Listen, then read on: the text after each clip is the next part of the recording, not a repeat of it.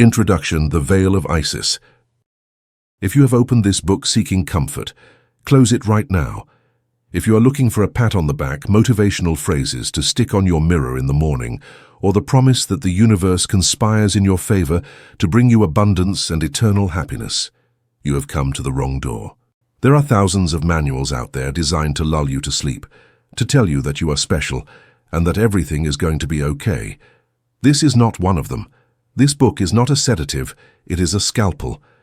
And the surgery we are about to perform does not require anesthesia. It requires eyes wide open. For millennia, humanity has lived under an infantile obsession, the search for light. We have been taught to fear darkness and to run toward anything that shines. Religions, gurus, and political systems have sold us the idea of enlightenment as a state of perpetual bliss, a paradise at the end of the tunnel. But the ancient initiates, those who guarded the mysteries in the temples of Sais and the secret schools of Babylon, knew a truth that today is considered forbidden. The light can be false. The light can be a trap. The insect flies toward the zapper lamp, believing it is the sun, only to be electrocuted. The anglerfish swims toward the bright light in the darkness of the ocean, only to discover it is the lure of a predator. We live under the veil of Isis.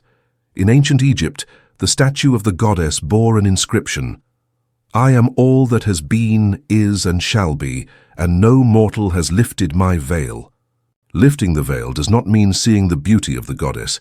It means seeing the cold, mechanical, and predatory gears that move reality. It means accepting the most terrifying hypothesis ever proposed. Earth is not a school. We have been told we are here to learn, to evolve, to graduate. It is a comforting lie. In a school, students remember lessons between terms. In a school, one eventually leaves. Here our memory is erased and we are recycled over and over again. Earth is not a school. Earth is a farm. It is a closed high-tech system designed for a single purpose: the production and collection of energy. And we are not the farmers, we are the crop. Look around you with brutal honesty. Look at human history, war after war, crisis after crisis, pain after pain. Do you think it is incompetence? Do you think it is bad luck? No, it is intelligent design. A system that generates such constant and efficient suffering is not broken. It is working perfectly. It is producing the food its architects demand. Your anxiety, your fear, your stress over survival, your political hatreds, and your depressions are not failures of your brain. They are the milk and wool you deliver to entities you cannot see, but who shepherd you from the shadows. Throughout these pages, we are going to dissect the architecture of this invisible prison. We call it the Shadow Code. It is the operating system that runs beneath apparent reality. We are going to talk about the moon, not as the romantic celestial body of poets, but as the artificial watchtower that hacks your biological cycles. We are going to talk about the mental virus, Wetiko, that makes you believe your self-destructive thoughts are yours, when in reality they are a foreign insertion. We are going to talk about the Archons, the EGREGORES, and the technology of reincarnation. I know this sounds like madness. I wish it were. I wish madness would be easier to manage than the truth. But deep within your being, in that silent corner, untouched by social programming, you know something is wrong. You have felt it your whole life. That feeling of being a stranger in an absurd world. That suspicion that reality is a stage set of cardboard and stone. That fatigue of the soul that sleep cannot cure. That is your intuition screaming. That is the part of you that remembers what lies outside the labyrinth. The objective of this book is to wake you up. But waking up is not pleasant. Waking up is traumatic. It is like receiving a bucket of ice water while you sleep in a fire. The water scares you, angers you, makes you tremble, but it is the only thing that can save you from burning to death. I'm going to ask you to suspend your beliefs. Everything you have been taught about God, history, science, and yourself must be placed in temporary quarantine. I will give you the tools to hack the system. You will learn about the physics of water, biophotons, and spiritual sovereignty, but knowledge carries a burden. Once you see the code, you will not be able to unsee it. You will no longer see the news without seeing the ritual of fear. You will no longer look at the moon without seeing the sentinel. You will no longer die with the naivety of one who expects to be saved. You're about to bite the apple of forbidden knowledge for the second time. The first time expelled us from paradise. This second bite will take us out of the farm. I do not promise you happiness. Happiness is a fleeting chemical state used to reward obedience. I promise you lucidity. I promise you sovereignty. I promise you the truth as cold and sharp as steel. The veil of Isis is about to fall. Are you sure you want to see what is behind it? Chapter 1. The Moon Trap, the Artificial Matrix. The moon is the enemy. It is the counterweight that keeps the pendulum of suffering in motion.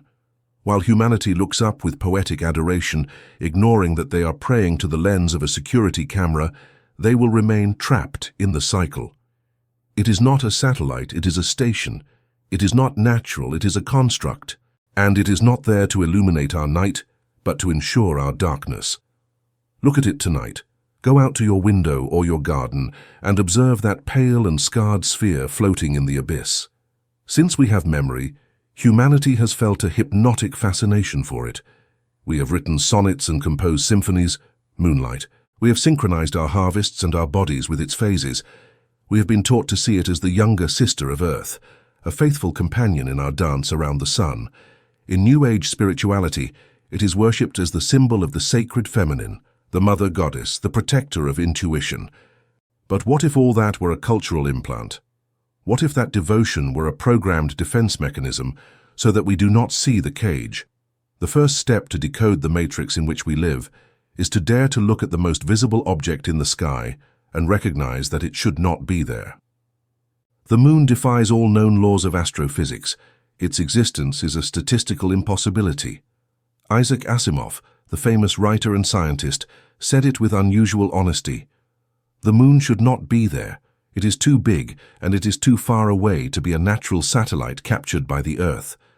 In this chapter, we are going to dismantle the myth. We are going to examine the evidence, scientific and esoteric, suggesting that the moon is an artificial structure, an ancient ship or station deliberately placed in our orbit to hack the terrestrial biosphere and keep human consciousness in a state of perpetual lethargy. And is the mathematical impossibility, the perfect eye. For the forensic researcher of reality, coincidences do not exist. There is only evidence of design, and the moon is the most flagrant evidence of an imposed architecture. Consider the phenomenon of the total eclipse. It is the most breathtaking spectacle of nature. The moon slides in front of the sun and covers it with millimetric accuracy. The lunar disk fits perfectly over the solar disk, allowing only the corona of fire to be seen. For this to occur, an absurd mathematical fluke is needed. The sun is approximately 400 times larger than the moon.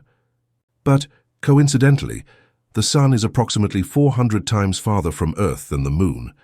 This perfect symmetry, 400x, 400x, makes both bodies appear to have the exact same size from our terrestrial perspective.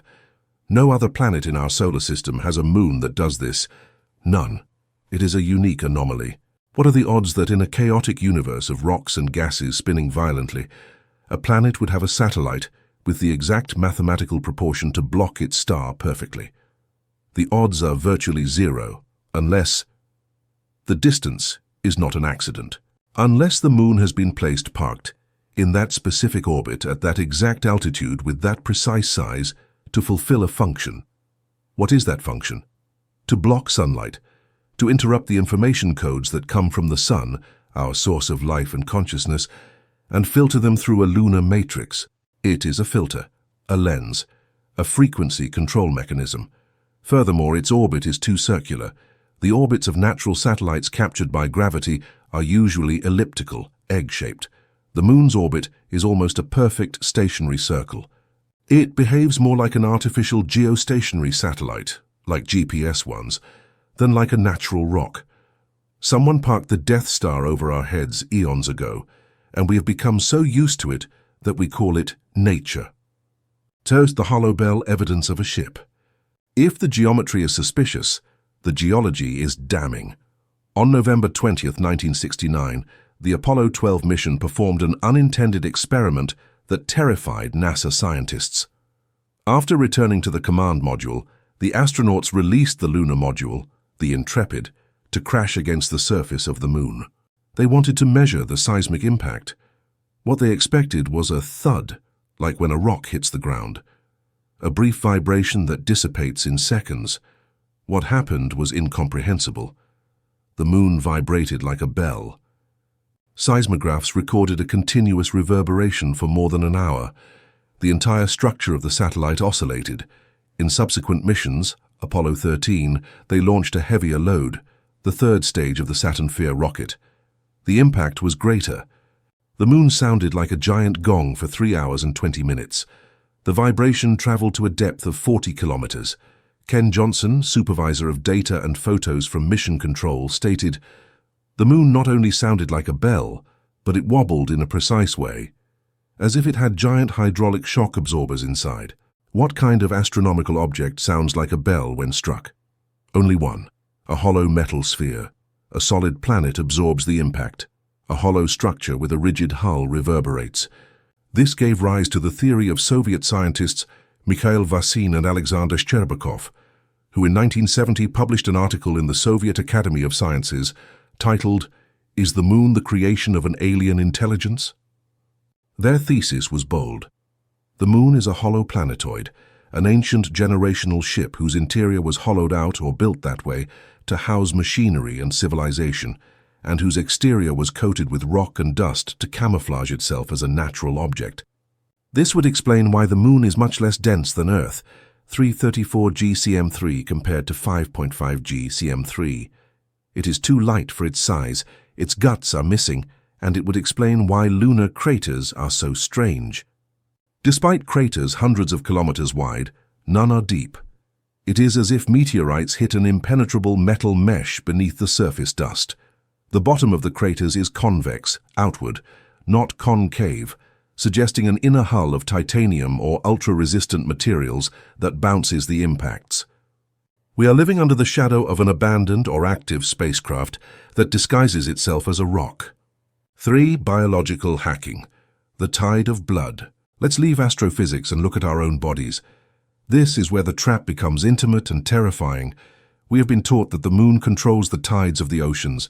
Its gravity pulls on the water, raising and lowering the sea level whole meters every day. We accept this as a curious fact of geography, but we forget a crucial biological detail. The human being is a portable ocean. You are 70% water. Your blood has the same salinity as the primordial sea. Your brain floats in cerebrospinal fluid. If the moon has the titanic force to move trillions of tons of water in the Pacific, are you so naive to believe that it does not move the water inside you? The moon moves you, literally. It creates internal tides in your blood and in your neurotransmitters. The word lunatic is not a poetic metaphor. It comes from the Latin lunaticus, struck by the moon. Any night shift police officer, any emergency room nurse, or any psychiatrist will confirm the open secret: full moon nights are hell. Violent crimes increase, psychotic outbreaks skyrocket, suicides go up, traffic accidents multiply, women go into massive labor, the amniotic fluid breaking waters under gravitational pressure. What does this mean? It means the moon is a behavior modulator. It hacks our endocrine and nervous system. We are not complete masters of our emotions. We are hydraulic puppets. When the moon is in certain phases, it excites the water molecules of our body, increasing intracranial pressure and generating states of irritability, anxiety, insomnia, and emotional reactivity. It keeps us in a cyclical fight-or-flight state, especially women whose menstrual cycle, 28-29 days, has been forcibly synchronized with the lunar cycle, 29.5 days. Is this synchronization natural? Or is it an imposition of the matrix to link human fertility, the creation of new slaves, to the cycles of the control machine? The moon acts as an immense electromagnet that stirs our waters to prevent them from calming down. Because calm water reflects light truth, agitated water only reflects broken fragments. As long as we are slaves to our emotional tides, we will never be able to reach the spiritual clarity necessary to escape. Gurdjieff and the moon's food. In the early 20th century, the Armenian mystic George Gurdjieff brought to the West a disturbing teaching that he claimed to have received from ancient brotherhoods in Central Asia. He called it the theory of Kunda buffer, but it is better known as man is food for the moon. According to Gurdjieff, humanity is not the pinnacle of creation. We are part of a larger cosmic food chain. Everything in the universe eats. Plants eat sun. Cows eat plants. We eat cows. Who eats us? Gurdjieff was explicit. The moon eats us. But it does not eat our flesh. It eats our finest psychic energy. The moon, according to this esoteric vision, is a planet in gestation, or an aborted planet, that needs external vital energy to survive and grow. It has no life of its own, so it must steal it. It acts as a gigantic magnetic parasite orbiting the Earth. How does it feed? Through our intense negative emotions. Pain, terror, rage, the agony of death, compulsive sexual orgasm, and violence generate explosions of electromagnetic energy, biophotons charged with emotional frequency. This energy does not dissipate into nothingness. It is captured. The moon acts as a gigantic magnet that sucks these emanations from the terrestrial biosphere. Gurdjieff said, "Everything that lives on Earth, people, animals, plants, is food for the moon. The moon is an immense living being that feeds on everything that breathes. The liberation that comes with the growth of the mental powers and faculties of man is the liberation from the moon." This gives a sinister sense to human history. World wars, plagues, genocides. From this perspective, they are not political errors. They are harvest events, they are organized banquets. When millions die young and in pain, a massive amount of vital force is released that ascends towards the ionosphere and is captured by the sentinel. They keep us in perpetual conflict because peace would make us inedible. Her humanity in peace, in meditation and in love, generates a frequency, alpha and theta waves, that is too subtle and light. It does not feed the parasite. The parasite needs high beta waves and distorted gamma, stress and panic. V, the frequency block, the Saturn-Moon matrix. Modern researchers of the deep conspiracy, like David Icke, have expanded this theory speaking of the Saturn-Moon matrix. They suggest that the moon does not act alone. It is a repeater. The original control signal, a frequency designed to limit human perception to the five senses and keep us in the illusion of linear time, is emitted from Saturn, the Lord of the Rings, the devouring Cronus, the black cube. The moon, being much closer to Earth, catches that signal, amplifies it, and fires it directly towards Earth. It is like the Wi-Fi router of the prison. This lunar transmission creates what the ancients called the veil of Maya, or Indra's net. It is a frequency cage. It keeps our DNA disconnected. Geneticists call 95% of our DNA junk DNA because they don't know what it does. It is not junk. It is deactivated DNA. It has been turned off by the frequency interference emitted by the moon. If the moon were not there, or if we managed to block its influence, our DNA would reactivate. We would recover telepathy, self-healing, and the memory of our past lives. The moon is the inhibitor. It is the bar of the cell. It keeps us seeing only the visible light spectrum, less than 1% of reality, and believing that this is all there is. The Proserpine times before the moon. Was it always there? Official history says yes. Hidden history says no. Aristotle spoke of a people that inhabited Arcadia, a region of Greece, long before the arrival of the Hellenes. He called them the Proserpines, those who were before the moon. In his writings and in those of Plutarch and Ovid, it is mentioned that these peoples remembered a time when the night sky was empty of that silver orb. The legends of the Tiahuanaco in the Bolivian Andes also talk about the moon arriving about 11,000 or 13,000 years ago, and its arrival coincided with the Great Flood. Think about the physics.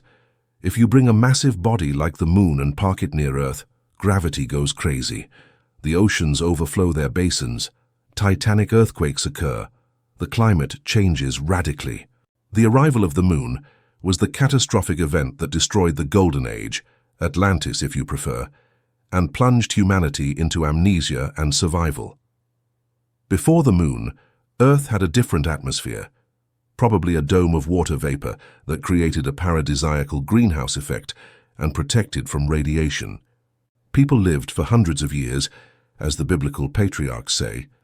The moon broke the balance. It stabilized Earth's tilt, yes, but it gave us the seasons, the cyclical time of death and rebirth, and shortened our lives. It trapped us in time. 7th, the tyranny of the mirror. In addition to all this, the moon plays a fundamental symbolic and magical role. It is the great mirror. The moon has no light of its own. It only reflects the light of the sun. But it is a dead light. It is polarized light. The light of the sun is warm, golden, life-giving.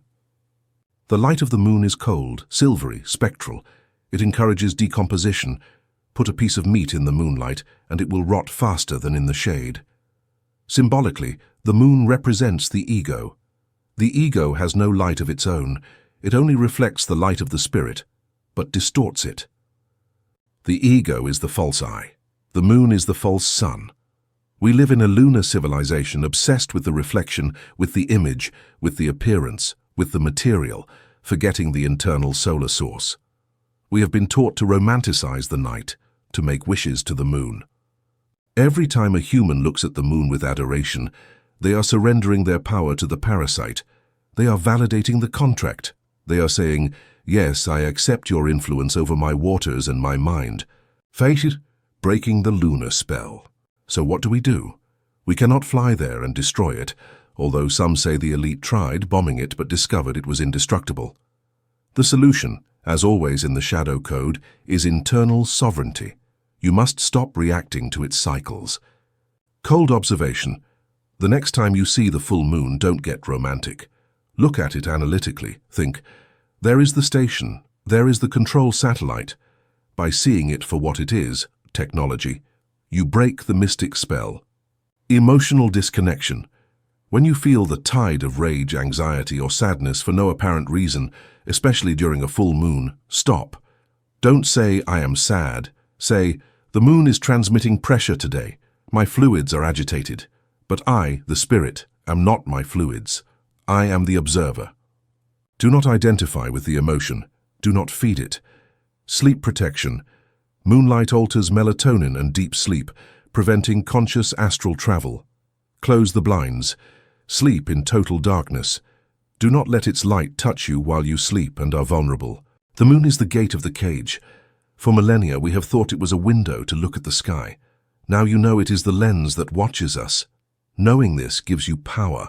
The prisoner who knows they are in a prison has an advantage over the prisoner who believes they are in a hotel. The first one is looking for the exit. The second one is decorating the walls. But if the moon is the external hardware of the matrix, what is the software? How do the controllers ensure that we watch ourselves? They have installed a program inside your own mind, a virus that makes you believe that it is you. Chapter 2, Wetiko, the mind virus. The greatest trick of the devil is not convincing you that he does not exist. His greatest trick is convincing you that he is you. There is a voice in your head that never shuts up, that judges you, that scares you, that pushes you to the abyss. You believe that voice is your conscience. You are wrong. You are being spoken. You are being thought. Humanity is not an evil species. It is an infected species. Look at the state of the world. Observe the history of our species with the objectivity of a biologist studying an ant colony. We are the only species on the planet that systematically destroys itself today. No wolf kills its pack for pleasure. No lion accumulates more meat than it can eat while other lions starve beside it. No bird poisons its own nest. But the human being does. We accumulate absurd wealth while our brothers perish. We poison the air we breathe and the water we drink. We invent machines to kill each other at a distance. We fall into addictions that consume our body and soul. And we live in a chronic state of anxiety, dissatisfaction and fear, even when all our physical needs are met. Philosophers call it human nature. They say we are a wolf to man. Religions call it original sin. They say we are defective from the factory today. But there is a third explanation, an explanation that has been whispered in the tents of northern shamans and in the desert mystery schools for millennia. We are not evil. We are not broken. We are sick. Humanity suffers from a collective psychic infection, a pathogen of the mind that distorts our perception and disconnects us now. It turns us into agents of destruction. The Cree and Algonquin Native Americans gave it a name, Wetiko. In this chapter, we are going to look into the spiritual microscope to identify the parasite you carry inside, and we are going to learn how to excise it. The invisible possession. The concept of Wetiko refers to a cannibal spirit, but it does not eat human flesh in the literal sense. It devours the vital force of the being. When a person is infected by Wetiko, they become insatiable. They never have enough money. They never have enough power. They never have enough security today. It is a psychological black hole. The infected person sees other human beings not as equals, but as objects or resources to feed their own need. Empathy shuts down. Compassion is seen as weakness. Selfishness is elevated to the category of virtue. But the most terrifying thing is that it hides in the host's psyche now. The virus deceives the victim into believing that the virus is their own identity. The greedy man does not believe he is sick.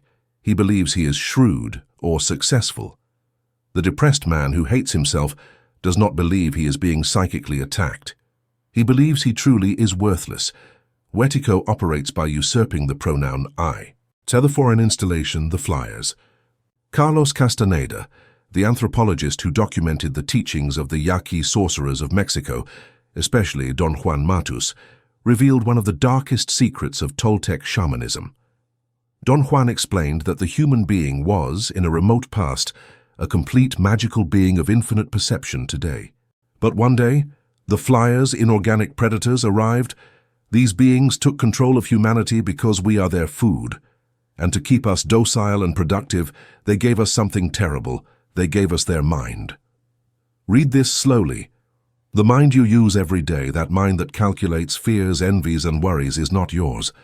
It is the mind of the predator. It is a foreign installation. Through this installation, the predator injects us with its own characteristics: routine, the fear of being discovered, violence, and above all, the sense of separation. The natural human being is connected with the all. The infected human being feels alone today. That constant terror generates flashes of emotional energy, the glow of awareness, that the flyer consumes. They keep us oscillating between complacency and panic, because that friction is what makes us tasty. This idea coincides perfectly with the Christian Gnosticism of the early centuries now. The Gnostics spoke of the Archons, rulers, envious entities that infected creation and the human mind to turn us into slaves of a false god, the demiurge. Different cultures, different eras, same diagnosis. We are not alone in our own heads. Third, the biology of the parasite, as above, so below. For skeptics who reject mysticism, let's look at biology. Nature is full of examples of parasites that control the minds of their hosts. The most perfect example is Toxoplasma gondii. This parasite can only reproduce sexually inside the stomach of a cat, but it often infects rats today. What does the parasite do? Hack the rat's brain. It reconfigures its neural circuits so that the rat stops being afraid of cats. In fact, it makes cat urine sexually attractive to it. The rat, under the influence of the parasite, runs towards the cat. The cat eats it. The rat thought it was in love or brave now. In reality, it was being led to suicide by an external controller. Humanity acts exactly like that rat. Why do we run towards wars? Why do we destroy the ecosystem that keeps us alive? Why do we worship economic systems that enslave us? Because we are infected by a mental parasite that drives us to self-destructive behavior today. IV, symptoms of the infection. How to know if you or society are infected? The diagnosis is clear. 1. Intrusive and repetitive thought. That song of worry that doesn't stop. That obsession with a past error. That is a parasitic loop designed to drain your battery. 2. Polarization. Us versus them. Wetiko cannot survive in unity now. It needs conflict. It makes you see your neighbor as an enemy because of their color, their politics, or their god. Fanaticism is Wetiko in its pure state. 3. Insatiability, the hungry ghost. Our consumer society is a civilization of pretas. We buy things we don't need to fill a void that is spiritual, not material today. 4. The inversion of truth. Wetiko is the master of deception. It makes bad seem good. We call the murder of innocents collateral damage. We call the destruction of the planet economic growth. We call mass surveillance security. It is the forked tongue of the parasite rationalizing its feeding now. V. The ventriloquist strategist. The master tactic of Wetiko is linguistic camouflage. When the parasite attacks you, it doesn't say, "You are useless." It says, "I am useless." By using the first-person singular, I, it deceives you into signing the contract of ownership. You identify with the thought. You believe you are attacking yourself today. And because you believe it's you, you don't defend yourself. Imagine a stranger screaming, "You will fail." You would think they are crazy. But when that same phrase sounds inside your skull, said by the voice of the parasite, you sink. You accept the sentence. The key to awakening is realizing that 90% of your thoughts are not yours now. The collective psychosis, when the virus becomes a mass. Wetiko not only infects individuals, it infects groups. When a large group of people synchronizes their infection, a mass psychosis is created. Nazi Germany is the textbook example. How could a cultured nation fall into the madness of extermination camps? They were not all evil. They were possessed today. The Wetiko virus jumped from mind to mind, amplified by propaganda and fear. Normal people committed atrocities and then went home to dinner.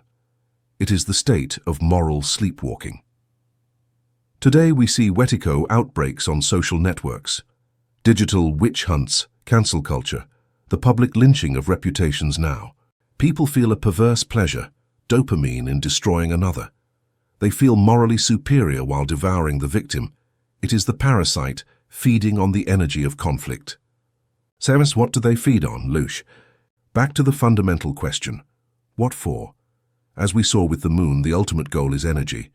Robert Monroe coined the term loosh. Loosh is distilled emotional energy. For high-vibration beings, love is food. For Wetiko parasites, Archons, love is toxic. It is acid. They need low, dense vibrations today. They need fear, guilt, shame, hatred, obsessive lust and pain. Wetiko causes an anxiety crisis, not because it wants to kill you, but because it wants to milk you. It wants you to secrete stress chemistry. It wants your aura to vibrate in red and black. That is its banquet. You are a battery that recharges sleeping and discharges suffering now. Fay to the antidote, the silent witness. If the virus is in your mind, how do you fight your own mind? The paradox is that you cannot fight. If you fight Wetiko, you give it energy. Conflict is its food. The solution is observation. The antidote is awakening the silent witness, the observer. It is the part of you that realizes you are thinking today. If you can hear the voice in your head, you are not the voice, you are the one who listens. This creates a separation, a space. The practice of personal exorcism is this. When a toxic or fearful thought arises, do not react. Do not judge it. Simply look at it. Say, there is Wetiko, I see you. By observing it without identifying, you cut off the blood supply. A parasite that is seen loses its power of manipulation. Its power resides in operating from the shadow of the unconscious. When you apply the light of awareness, the thought dissolves. It withers away. 9. Becoming transparent. The final goal is not to have a blank mind. The goal is to become transparent. Let the virus scream. Let it try to provoke you. But you are like glass. The scream passes through you without touching you. There are no emotional hooks where the virus can grab hold. You have no fear because you know you are immortal now. You have no guilt because you have forgiven yourself. You have no hatred because you understand that those who attack you are sick, not evil. When you reach this state of sovereignty, you become inedible. The parasite tries to bite you and breaks its teeth against your high-frequency vibration, and then it leaves you in peace today. Chapter 3. The Physics of EGREGORES, Artificial Gods. You shall not make for yourself an image, nor any likeness of anything that is in heaven above, or that is in the earth beneath, or that is in the water under the earth. You shall not bow down to them, nor serve them. This ancient warning was not a moral whim of a jealous God. It was a technical warning of metaphysical security today. The ancients knew that the human mind is a creative womb. If you worship an image, you give it life. If you fear a monster, you give it teeth. We have populated the invisible world with giants born of our own psyches, and now those bastard children have enslaved us. We walk among artificial gods that are hungry for our attention. You walk through a large city. You see glass skyscrapers, roaring sports stadiums, Gothic cathedrals, and parliaments guarded by armies. You believe they are just buildings. You believe the organizations that inhabit those buildings are mere legal fictions, social agreements written on paper to organize human coexistence. You are blind. If you could adjust the frequency of your vision to the astral spectrum, you would fall to your knees, trembling in absolute terror. You would see titanic beasts rising over the city, cloudy and electric forms that eclipse the sun. You would see energy tentacles descending from those clouds and connecting to the napes of millions of people. They suck their vitality and pump orders. You would see the true rulers of the earth. They are not extraterrestrials. They are not biblical demons, though they sometimes take that form. They are egregores. They are the collective thought forms that have taken on a life of their own. In this chapter, we will unveil the hidden physics now. We will discover the physics behind nations, religions, corporations, and ideologies. We will find that we do not serve abstract ideas, we serve living entities. We have committed Dr. Frankenstein's error on a global scale. We have created monsters with our collective mind, and now the monsters have taken control of the laboratory today. Are the science of emergence, the ghost in the machine. To understand what an egregore is, one does not need to be a mage. It is enough to be a systems scientist. There is a phenomenon in nature called emergence. It occurs when a complex system develops properties that its individual parts do not have. A neuron does not think. It is just a cell that transmits electricity through its body now. But if you connect 86 billion neurons in a dense network, suddenly consciousness emerges. The I appears. An ant is stupid, but an ant colony is an intelligent superorganism capable of agriculture, war, and architecture. The hive spirit is not in any one ant, it is in the network. Humanity works exactly the same way today. Each human being is a neuron. When millions of human beings synchronize in a common belief, a common desire, or a common fear, a distributed neural network is created. And, inevitably, a superior consciousness emerges in that network.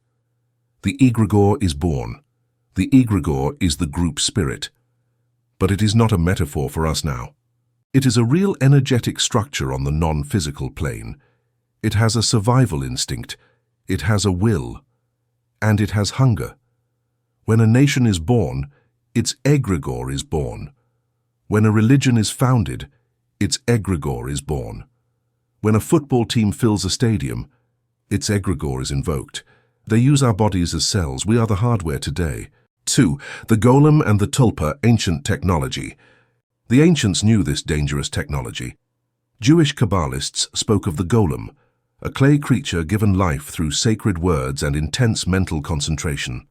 The golem served its creator, but often became uncontrollable and violent, forcing the rabbi to destroy it. Tibetan monks speak of the tulpa, an entity created by visualization. If a monk meditates long enough on a deity or a demon, that figure materializes and becomes autonomous. The warning was always the same. Beware of what you create, for it will come to life. Our modern society, in its materialistic ignorance, has forgotten these warnings. We have created the largest golems in history today now. We do not call them monsters. We call them institutions, markets, or homelands. And because we do not recognize they are alive, we do not know how to defend ourselves against them. We believe we serve democracy or freedom, when in reality we are feeding a voracious psychic entity that disguises itself with those names now. Third, the anatomy of an artificial god. Although invisible, egregores have a precise functional anatomy that mimics biology. 1. The body, the base of believers. The physical body of the egregore is us. They are the members of the party, the citizens, the employees. Without humans who believe in it, the egregore has no anchor in 3D reality. It needs us to exist today. If everyone stopped believing in the dollar tomorrow, the money god would die instantly. 2. The heart, emotional fervor. The circulatory system of the egregore is emotion. Cold intellectual thoughts are useless to it. It needs passion. It needs you to sing the anthem weeping. Emotion is the fuel, louche, that maintains the entity. 3. The head, the priestly elite. Here is the big trap. We believe leaders, presidents, popes, CEOs, control the institution. False. Leaders are simply the receptor organ of the egregore. The egregore mounts the leader. It whispers ideas, strategies, and decisions that benefit the entity's survival, not humans today. If a leader tries to go against the egregore's interests, the egregore's immune system activates. The leader will be spat out, defamed, removed, or assassinated by their own followers. The egregore is the real boss. Visible humans are disposable puppets in this grand metaphysical theater of survival and energy collection now. 5. Patriotic and religious vampirism. The oldest and most powerful egregores are religious and national. They have had centuries to grow, fed by the blood of millions. Analyze the concept of dying for the homeland. Biologically, it is absurd. The biological imperative is to survive. What force convinces a healthy 18-year-old to go to a trench and be killed for a flag? Only a psychic possession can achieve that.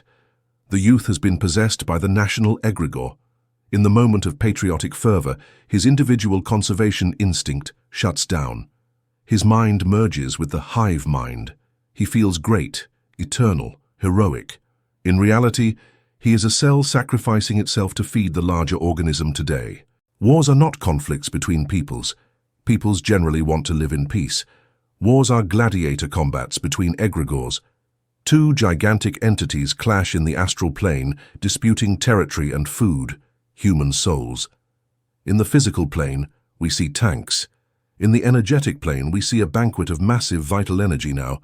The spilled blood releases a massive amount of vital energy that the egregore absorbs to become stronger, denser, and more real. The Lord of Hosts, or God of Armies of the Bible, is not the creator of the universe. It is a tribal war egregore, jealous and hungry for the energy of conflict and sacrifice from its subjects today. The brand gods, the new pantheon. In the 21st century, religious egregores have lost strength, but have been replaced by new and subtler ones, corporate brands. A corporation is, by legal definition, a juridical person. It is an artificial entity. Observe the fans of Apple, Tesla, or a football team. They show the same devotion as ancient religious fanatics today. They wait in lines for days, pilgrimage, to buy the new device, sacred relic. They wear the logo on their clothing or tattooed on their skin, the mark of the beast. The egregore of the brand feeds on your desire and your money. Money is condensed energy, lifetime converted into paper, digital. You pay to belong to the brand now. You are connecting to the egregore's current to feel innovative and successful or rebellious, but it is a one-way transfusion. The egregore grows, you are left empty and need to buy the next model to feel the jolt again. It is a cycle of consumption that feeds the invisible entity while draining the individual's resources. Mass possession, the herd effect. The most dangerous manifestation of egregore physics is mass psychosis. Social psychologists know that the IQ of a crowd is equal to that of the stupidest member divided by the number of people. The mass is dumb. The mass is emotional. The mass is cruel. Because when you enter a mass, your individual auric field breaks today. You dissolve into the collective auric field of the egregore. You cease to be you. You become a limb of the beast. You have seen normal people become violent hooligans in a stadium. You have seen peaceful citizens become looters during a riot. Afterward, when the mass dissipates and the egregore withdraws, the person wakes up now. I don't know what happened to me, they say. It wasn't me. They are right, they were temporarily possessed. The egregore used their bodies to express its rage or euphoria and then left them discarded, exhausted, and facing the legal consequences. The individual is merely a tool for the collective entity's sudden discharge today. Servants, the sigils of power, logos, and flags. Like any magical entity, egregores need anchor points in physical reality to focus energy. These are the sigils. In magic, a sigil is a symbol charged with intention. In modern society, we call them logos and flags. A flag is not cloth. It is a psychic energy condenser. That is why burning one causes such visceral reactions now. Corporation logos, the McDonald's M, the bitten apple, the Nike swoosh, are omnipresent magical sigils. They are designed to evoke an automatic emotional response and bypass critical reasoning. They are placed everywhere to mark the egregor's territory. We live in a world saturated with magical symbology designed to keep us hooked today. Fate, the supreme egregor, money. Of all artificial gods, there is one that rules over all, the god Mammon. Money. It is the most powerful egregore that has ever existed because it crosses all borders, religions, and races. Christians, Muslims, atheists, and Buddhists all worship money. All sacrifice their time, life to it. It is a purely fiduciary entity now. It is based on faith. It is wallpaper or bits on a server. It has no intrinsic value. It has value only because we all collectively believe it does. It is a consensual magic spell, but this egregore is tyrannical. It is fast, cold, and insatiable. It forces us to destroy the real planet to generate imaginary numbers, GDP growth today. We have reached the point of total madness, where the egregore of the market is more important than the biological survival of its creators. We must save the economy, they say, even if people die. It is the final sacrifice to the golden idol. The system prioritizes the health of the entity over the lives of the humans who feed it now. Cymatics killing the idol, the path of silence. How do we get rid of these invisible monsters? The first reaction is to fight, to go out into the street, protest, and shout, "Down with the system." Error. The egregore loves opposition. Hate is a form of attention. Struggle is energy. The anti-fanatic feeds the egregore as much as the fanatic. Both are obsessed with it today. If you fight the monster, you become part of its narrative. You give it relevance. Jesus said, "Resist not evil," not out of cowardice, but because of physics. What you resist persists. An egregore is only killed in one way, by starvation. It is killed with radical indifference. It is killed by withdrawing attention from its form now. Stop believing in its narrative. Stop consuming its symbols. Stop reacting emotionally to its provocations. When you stop watching the news, you stop feeding the egregore of fear. When you stop arguing about politics, you stop feeding the egregore of division. This requires becoming a solitary sovereign, disconnected from the mind now. It will feel cold at first. The pack will reject you. They will call you selfish or weird. The egregor's immune system will try to attack you through friends and family, so you return to the fold. "Why aren't you outraged by this?" they will shout. You will respond with silence and by connecting to your own internal source today. When enough individuals withdraw their attention, the egregore begins to shrink. It becomes transparent and loses strength, until one day it is just a memory, a dead myth in a history book. We created them. We sustain them. We can dissolve them. Freedom is realizing the system is a ghost that exists only because you look at it now. Stop looking. Start seeing. We have dismantled the external gods, but now we must look even deeper toward the very substance that composes us. Our bodies are not solid. They are mostly water, and water is not what you think. It is not an inert liquid. It is a biological computer. It is the physical memory of the matrix today. Chapter 4. The fourth phase of water, liquid memory. And the Spirit of God moved upon the face of the waters. Before there was earth, before there was light, before the first genetic code was written, there was water. They have taught us that it is a resource, a solvent, a commodity, a lie. Water is the first observer. It is the blood of the matrix today now. It is a liquid computer of infinite capacity that has been recording every thought, every emotion and every crime committed on this planet since the dawn of time. And you are a walking book written in transparent ink. Take the glass on your table. Look at it. You see a clear, odorless and tasteless liquid in your hand now. You were taught in school that it is an inert substance, H2O, 2 hydrogen atoms clinging to 1 oxygen. You were told it is necessary for life because it lubricates biological processes, like oil in an engine. It is the greatest lie of modern biology. What you have in front of you is not a thing, it is a being today. And it is not a simple being. It is the most complex and mysterious entity in the material universe. Water defies all laws of physics. It should be a gas at room temperature, but it is liquid. It expands when it freezes, while everything else contracts. It scales the walls of trees against gravity. It behaves as if it had a will now. It behaves as if it had consciousness. Thales of Miletus, the first of the philosophers, said, "All is water." He was not being poetic. He was revealing the source code. Water is the bridge between the world of the spirit, quantum information, and the world of matter, solid form. Nothing can incarnate on this plane without it today. That is why when astronomers look for extraterrestrial life, they don't look for little green men. They look for water. They know that where there is no water, the spirit cannot land.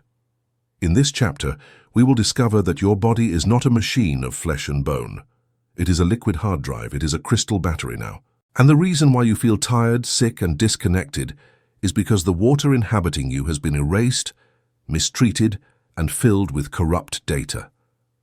We must learn to restore the crystalline structure of our internal ocean to reclaim our biological sovereignty and reconnect with the primary source of the universe today. The exclusion zone, the forbidden discovery. Official science tells us that water has 3 phases: solid, ice, liquid, water, and gas, vapor. But in cutting-edge laboratories, far from school textbooks, a 4th phase has been discovered. Dr. Gerald Pollack, a giant in bioengineering, discovered that when water touches a hydrophilic surface, it transforms now. When it receives light, infrared or solar, it ceases to be H2O. Its molecules reorganize into a perfect hexagonal mesh, expelling impurities. It becomes H3O2. Pollack called it EZ water, exclusion zone. This 4th phase is neither liquid nor solid. It is a liquid crystal.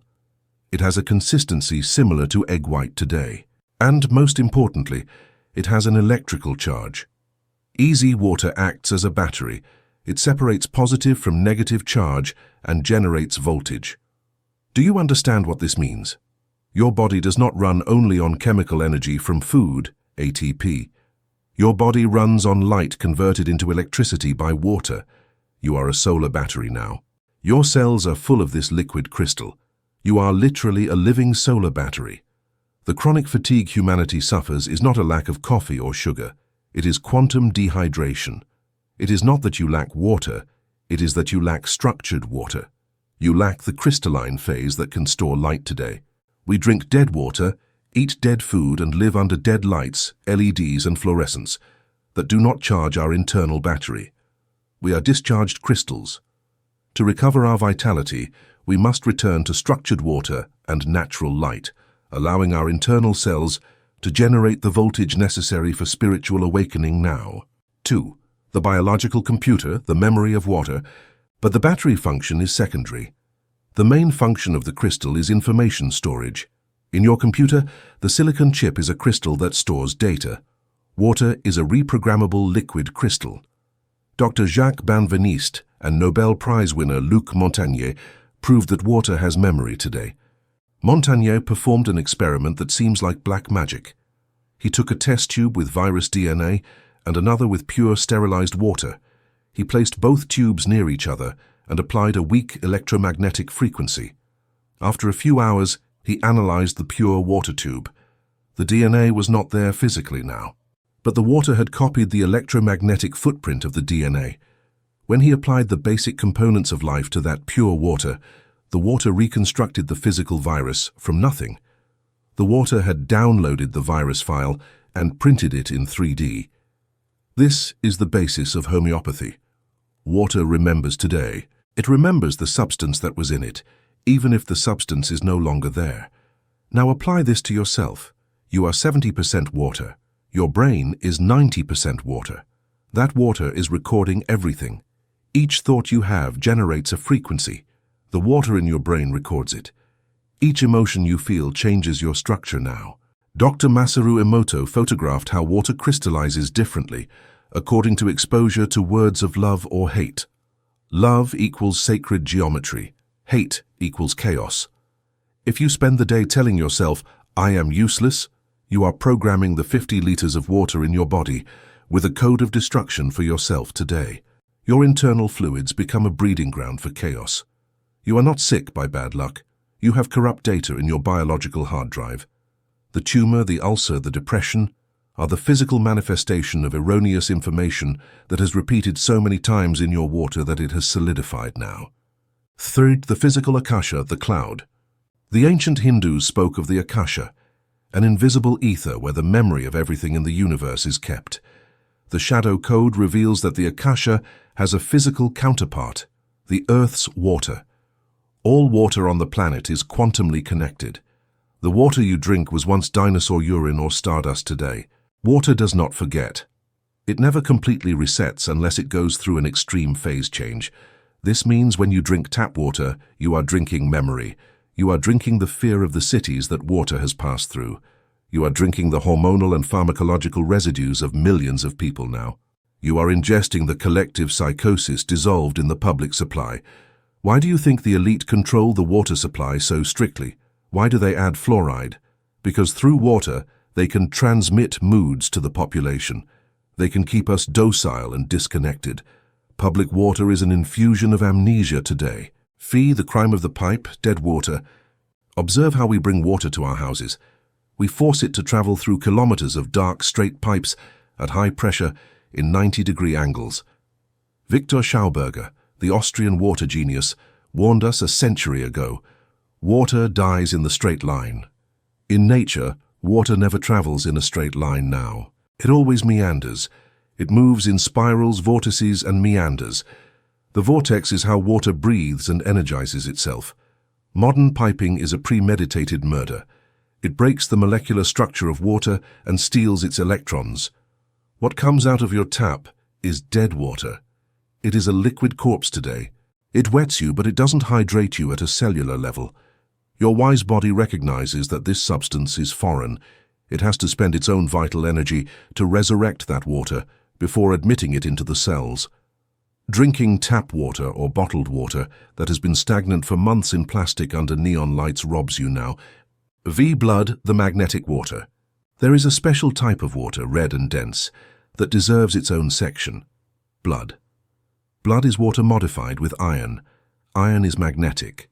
This turns your blood into a liquid magnetic recording tape of the highest fidelity. Blood is the spirit, said biblical texts.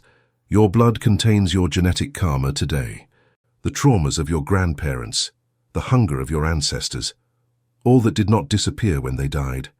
It was recorded in their blood and passed to yours through conception. You carry the ghosts of your lineage. Sometimes you feel a sadness that makes no sense in your life. It is the memory of water now. The elite's obsession with pure bloodlines is not snobbery, it is occult technology.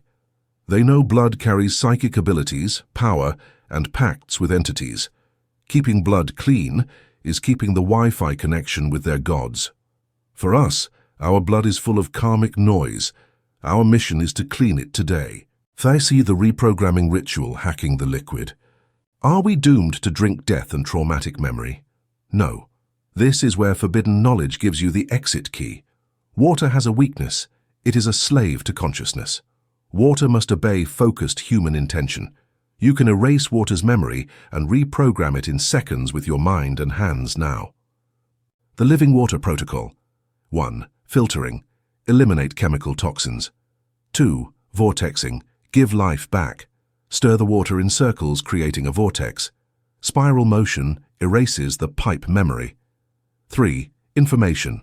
Blessing. Before drinking, hold the glass with both hands. Your hand chakras emit energy today. Look at the water. Project an emotion of gratitude and love. Tell it, I love you, thank you. You are light, you are health. If you have a goal, project it. 4. Conscious ingestion. Drink. Feel how that liquid information enters your body and rewrites the code of your blood. This is information physics now. You are turning a blank disk into a healing program.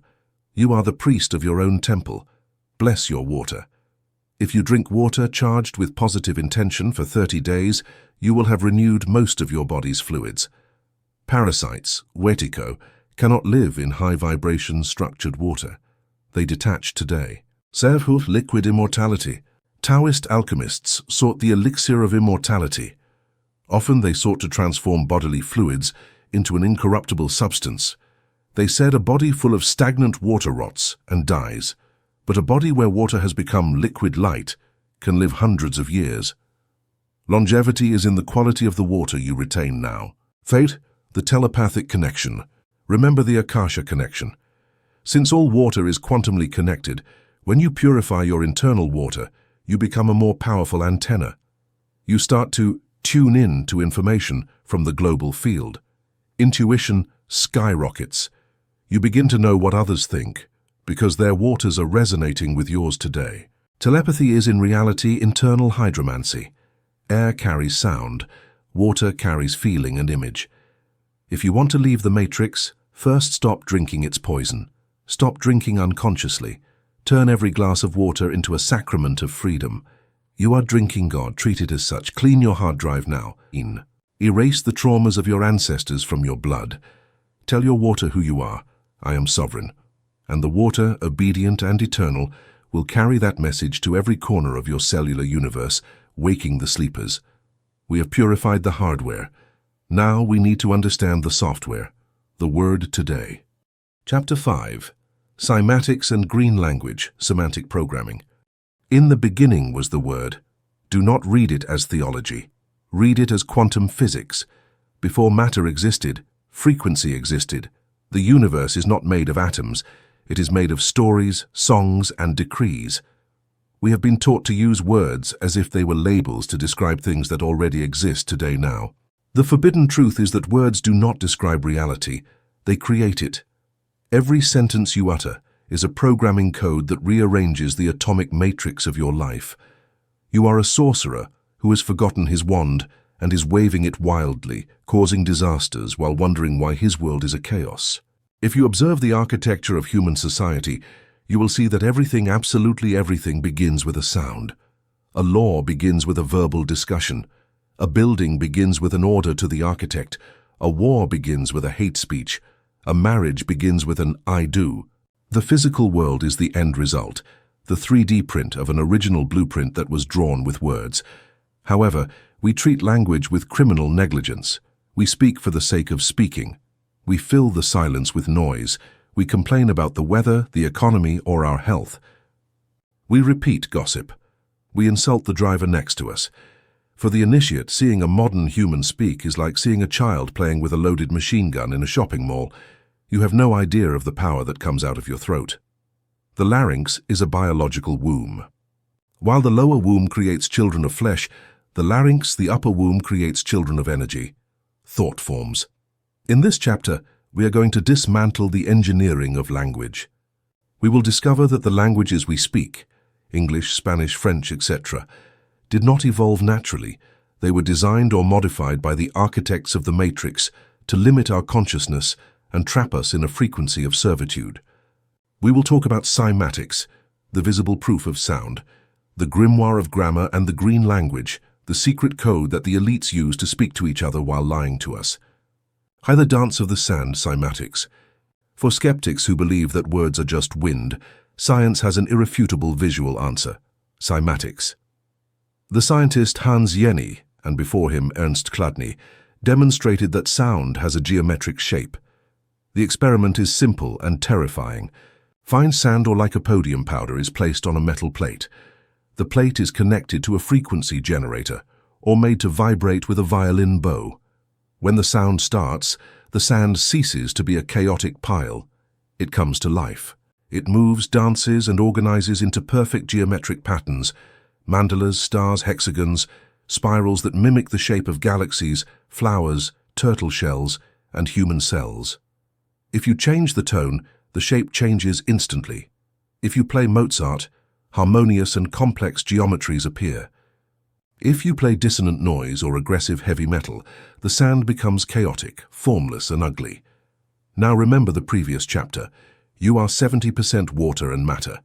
Your body is the sand on the metal plate. Your voice is the violin bow. Every time you speak, you are emitting a pressure wave that hits every cell in your body and rearranges its structure. If your words are of beauty, truth and sovereignty, your cells organize into mandalas of health. If your words are of fear, self-contempt, I am stupid, I am sick, or hatred toward others, you are screaming dissonance at your own matter. You are disorganizing your biology. You are creating vibratory cancer. The universe does not judge you morally. It reflects you physically. Disease is often the result of years of a negative mantra, repeated unconsciously. Tus, the Tower of Babel and the prison of language. The Bible tells that humanity had a single tongue, and to prevent them from building a tower that would reach heaven, reaching divinity, God confused their tongues. Beyond the myth, here is a historical truth. Language was fractured to divide us. Modern languages are limited operating systems. They are designed under the subject-verb-predicate duality. This forces us to think in terms of separation. I, here, hit the table, there. The Hopi language or some ancient languages do not have this separation so marked. They see the world as a fluid process. But English and Romance languages are languages of commerce and war, languages of property. This is mine. George Orwell, in his prophetic novel 1984, introduced the concept of newspeak. The idea was to reduce the vocabulary to reduce the range of possible thought. If you eliminate the word freedom, people will stop desiring freedom because they will not even be able to think of the concept. Look around you today. The vocabulary of the average man is shrinking. We speak with emojis, we use abbreviations. Our ability to articulate complex thoughts is being amputated. A mind that does not have words to describe its slavery cannot rebel. They keep us at a linguistic level of survival and consumption. Third, the grimoire of grammar, to spell is to hex. Let's go to the root of the deception. Etymology does not lie. Why in English is orthographia called spelling? To spell means to spell out, but a spell means a hex. Cast a spell, throw a hex. In school, they didn't teach you to write. They taught you to cast basic spells, spelling. The word grammar, grammatica, shares a root with the French word grimoire, grimorio, magic book. We write in cursive script. Cursive sounds phonetically the same as cursive, maledictory, or curse, maldición. They teach us to curse ourselves with a smile. Observe the words you use to describe your work life. You go to work every morning, just as a dead person rises in a wake. Morning, morning. You work during the week, week, week. You wait for the weekend, weekend, weekend. You work to earn a living, ganarte la vida. Stop right there. Earn a living? Are you not alive already? By saying you have to earn it, you are decreeing that you do not deserve to exist by your own right, that your life is a debt that you must pay with suffering. It is a spell of slavery. You get home and watch television. They show you programs, they are programming you. They are called channels because they channel information to the subconscious. This is not a casual play on words. It is semantic social engineering. The dark elites designed the language so that it would vibrate in frequencies of scarcity, weakness, and submission. When you greet by saying hello, hell low trash, hell below, you are vibrating low. The subconscious does not understand jokes. The subconscious is literal and phonetic. It understands sound, and the sound of our civilization is a sound of defeat. Fact the green language, the code of the birds, but there is another level. A hidden level reserved for alchemists, troubadours, and high-level initiates. It is called the green language, the language of the birds, or the diplomacy of the spirits. It is the art of listening to the phonetic truth that is hidden behind the written lie. It is acoustic Kabbalah. It is the ability to speak two things at once, one for the sleeping mass and another for the awakened ear. For example, the word imaginación. For the profane, it means unreal fantasy, children's nonsense. For the mage who knows the green language, it breaks down into I, Magi, nation, I, Magus, nation, or the nation of the Magi within me, or the image in action. They know that imagination is the supreme creative faculty, the tool with which reality is built. By calling it imagination and degrading it socially, they hide its power in plain sight. The word gobierno, from the Latin gubernare, to control, to pilot, and mens mente. Gobierno acts mind control. They don't hide it. They tell it to your face every time you pronounce the word. But since you don't know the code, you don't see the spell. The word abracadabra. They have told us it is a silly word from birthday magicians. In reality, it comes from ancient Aramaic avra cadabra. It means I create as I speak. It is the purest and most scientific definition of reality. I speak and it happens. The word becomes flesh. The supreme decree I am. Of all the words in the universe, there are two that reign over all. They are the master key of manifestation. I am, in Hebrew, Ihye, Asher, Ihye. It is not a name. It is a declaration of existence and power. It is the activation code of divinity in man. Anything you put after I am becomes a direct order to the substance of the universe. The universe, which is a giant mirror, does not judge your order. It only says, yes, master. And here is where humanity commits its greatest daily spiritual suicide. How do you use the name of God? You use it to blaspheme against yourself. I am poor. I am ugly. I am stupid. I am sickly. I am wretched. I am tired. You are using the power that creates galaxies to create garbage. When you say I am poor, you are decreeing poverty. You are collapsing the quantum wave function into a reality of scarcity. And then you wonder why you have no money. Because you ordered it. The third commandment, thou shalt not take the name of the Lord thy God in vain, is not about not saying swear words. It is about this. Do not use the I am to decree lies or limitations. Your real nature is abundance, health, and power. Saying I am sick is using the name of God in vain, applying it to a temporary illusion. The initiate watches his mouth like a hawk. Never, under any circumstances, finish a sentence that starts with I am with something negative. If he feels bad, he will say, I am going through a process of cleansing. If he has no money, he will say, I am in a phase of financial restructuring. It seems subtle, but the vibratory difference is abysmal. Change your speech and you will change your life. This is neuro-linguistic programming, the media spell. The media and politicians are black sorcerers expert in NLP, neuro-linguistic programming. They know that certain words act as anchors or emotional triggers, words like crisis, pandemic, terrorism, scarcity, insecurity, guilt. These words instantly lower your vibratory frequency. They activate the reptilian brain, survival, and turn off the frontal lobe, reasoning and creativity. They make you stupid and obedient. Observe how they speak to you. They never use empowering language. They always use language of victim and savior. We have to fight against war language. We must sacrifice ourselves, debt language. They repeat the same phrases. The new normal is social distancing, over and over like a hypnotic mantra, until they are engraved in the neuronal groove of the mass. This is black magic. It is the imposition of one will over another through sound. To exit the matrix, you must stop consuming their spells. Turn off the box of spells, TV. Stop reading their newspapers. Create your own vocabulary. 7. The silence of the mage, accumulating vril. If speaking is spending creative energy, then speaking too much is a hemorrhage of power. Observe the true masters. They are silent. They do not speak for the sake of speaking. They do not participate in gossip. They do not argue with fools. They do not complain about the weather. They value every word as if it were a gold coin. In ancient mystery schools, like that of Pythagoras, the vow of silence was imposed on neophytes for years. It was not a punishment. It was a technique for the accumulation of energy, vril. Imagine a pressure cooker. If you leave the valve open, you speak all the time, the steam escapes and cooks nothing. If you close the valve, you keep silence, the pressure rises. The temperature increases and the inner alchemical transformation occurs.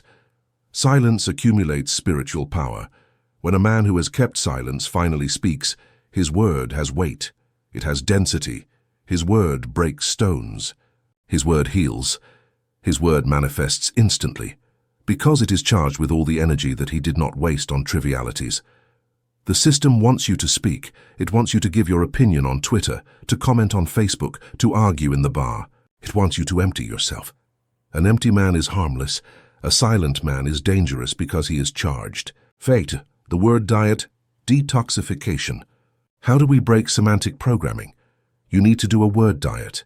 Just as you stop eating sugar to heal the body, you must stop speaking garbage to heal your reality. Eliminate the complaint. Propose a 7-day challenge without complaining. About anything, not about the cold, nor the traffic, nor the pain. The complaint is the victim's spell. It is saying to the universe, you are attacking me, and I am weak. If you eradicate the complaint, you will see that your vital energy doubles in a week. You stop leaking power. Eliminate I am going to try. Try means I am going to attempt it and I will probably fail. It is a preemptive excuse. Say I will do it or I will not do it. Be impeccable. Let your yes be yes and your no be no. Eliminate I can't.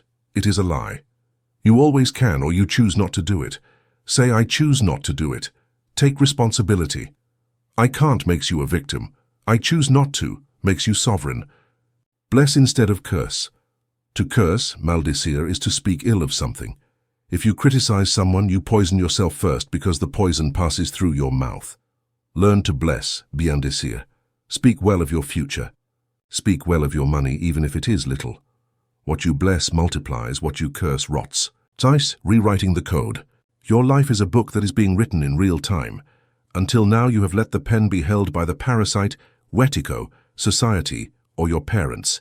They have written a story of fear, limitation, and pain, but the ink is yours, your vital energy. Recover the pen. Start talking about your life as you want it to be, not as it seems to be. Use the technique of the self-fulfilling prophecy in your favor. I am the architect of my destiny. Everything I need comes to me. I am immune to negativity. At first you will feel weird. Your logical mind will say, you are lying, look at your bank account, you are poor. You respond, silence, I am rewriting the code. Reality takes a while to update, like a slow screen, but the new order has already been sent. Maintain the decree. Hold the frequency, and you will see how the sand of reality, Cymatics, begins to move and form new patterns before your eyes. Language is the final tool of sovereignty, but for language to work, it needs a clean transmission vehicle. It needs light. Chapter 6. Biophotons and the light body. We are fiber optics. They have told you that you are dust and that to dust you shall return. It is a half-truth, the most dangerous lie of all. Your shell is dust, yes, but what dwells inside the shell, what animates the clay, is condensed stellar fire. You are not a human being seeking the light. You are light that has been trapped in a web of matter and has forgotten how to shine. Death can only claim what is its own, the earth, but it cannot touch what belongs to heaven. The secret of immortality is not saving the biological body, but crystallizing the inner light before the clock stops. Look at your hand. You see skin, you see veins, you see solid and opaque matter. If you turned off the light in the room and stayed in total darkness, your human eyes would see nothing. You would believe you are invisible in the blackness. But if you had the eyes of a snake, or the high-sensitivity instruments of the new alchemists of science, photomultipliers, you would see a truth that would stagger your sanity. You shine in the dark. Your body emits a faint, pulsing and rhythmic light. It is not heat, thermal radiation, it is cold light, visible light. Each cell in your body is a small lamp. Your DNA, that double helix winding in the nucleus of your cells, is not just a book of chemical instructions, it is a light resonator.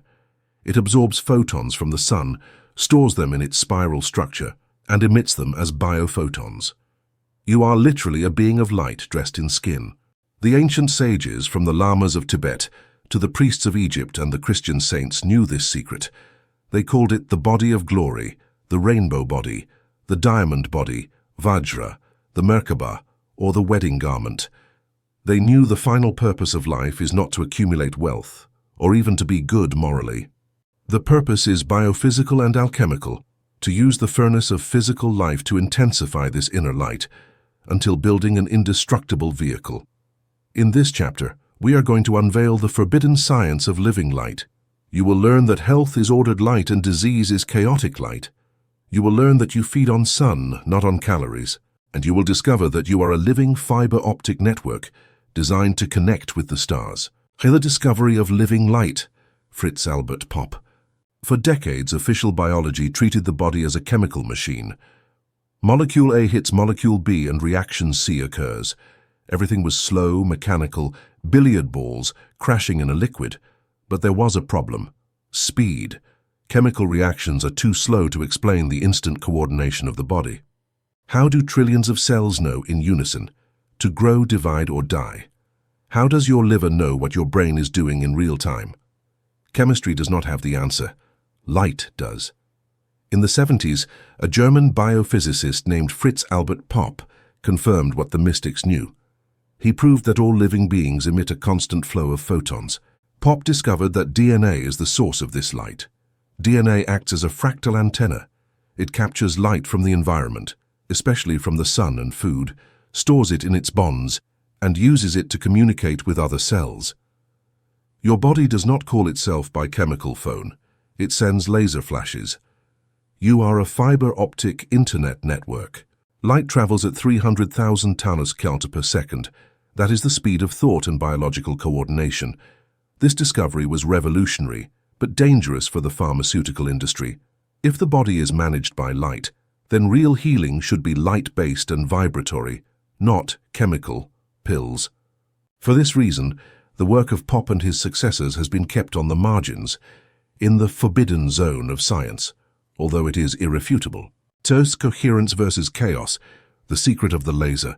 Here lies the key to your power and your health. It doesn't just matter how much light you have, but how ordered it is. The light from a common incandescent bulb is incoherent light. Its photons shoot out in all directions, at different frequencies, crashing into each other. It illuminates but disperses much energy as heat. It is chaotic. The light from a laser pointer is coherent light. All photons march in the same direction, at the same frequency and in phase, like a perfectly disciplined army. A laser of a few watts can cut steel or reach the moon. A bulb of the same watts barely warms your hand. The difference is order, coherence. Popp discovered that perfect health is a state of high biophotonic coherence. In a healthy body, light flows like a biological laser. Cellular communication is sharp, without noise. The immune system sees the enemy instantly and eliminates it.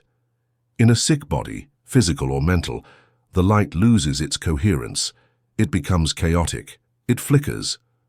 Cancer, seen from biophysics, is not just a genetic mutation, it is a loss of light. Cancerous cells have lost the communication signal with the rest of the body. They are in the dark, and in their loneliness and panic, they start to multiply without control. Disease is darkness. Health is light. And most importantly, the coherence of your light depends on your emotional state. Stress, fear, Wetiko, and hatred break the coherence of your laser field. They scatter your photons. They turn you off. Meditation, love, and gratitude rearrange the photons. They turn you into a laser. Third, we eat light, not matter. Physicist Erwin Schrödinger, in his famous book What is Life, proposed that living beings feed on negentropy, order. Where does that order come from? From the sun. Plants perform photosynthesis. They catch sun photons and freeze them in carbon-chemical bonds, fruits, vegetables. When you eat an apple, your digestion breaks those bonds and releases the trapped sunlight inside your body. That light is what gives you energy. Vitamins and minerals are just the transporters. The cargo is the light. This radically changes our vision of nutrition. Processed industrial food, cooked in microwaves or full of preservatives, is dead food. It is ash. It has no light. Its biophotons were extinguished months ago on the supermarket shelf. When you eat junk food, your body receives no net energy. On the contrary, it has to spend its own light reserve to process that inert mass and expel it. Eating junk steals your light. It densifies you. That is why after a heavy and dead meal you feel tired. On the other hand, when you eat live foods, raw, fresh, newly harvested, you feel an electric high. You are receiving a direct solar transfusion. The great masters and yogis who claim to live with very little food or even the breatharians who live on prana, are not violating thermodynamics. They have simply learned to absorb light directly from the environment through the skin, eyes, and breath, without needing the solid intermediary of food. They have turned their bodies into high-efficiency solar panels, IV, the aura and the nimbus, protection technology. Look at ancient religious paintings. The saints, the Buddhas, the angels. They all have a golden circle around their head, the nimbus, or a glow around the body, the aura. Art historians say it is a symbol of holiness. The shadow code says it is a technical diagram. Whoever has accumulated enough biophotons and has ordered their mind in a state of laser coherence emanates an electromagnetic field visible to the clairvoyant and measurable by Kirlian or GDV cameras. This light field is not just decorative, it is a force shield. Remember the chapters on astral parasites and egregores. Those entities are of low vibration. They are darkness and density. They cannot touch coherent high-frequency light. It burns them. A human being with the light body activated is untouchable. Viruses, physical and mental, bad vibes, envy, witchcraft, everything bounces off the biophoton shield. True immunity is not just antibodies in the blood. It is luminosity in the aura. When you are depressed, tired, or full of guilt, your aura tears. Black holes appear in your field. Your light flickers. It is through there that disease and the parasite enter. Keeping your light bright is your first duty of survival.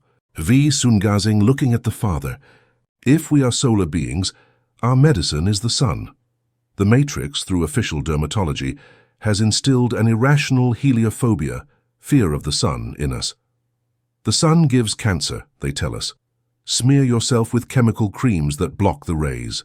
It is true that the midday sun can burn the skin if you are not prepared. But avoiding the sun is biological suicide. The sun is the father of your biology.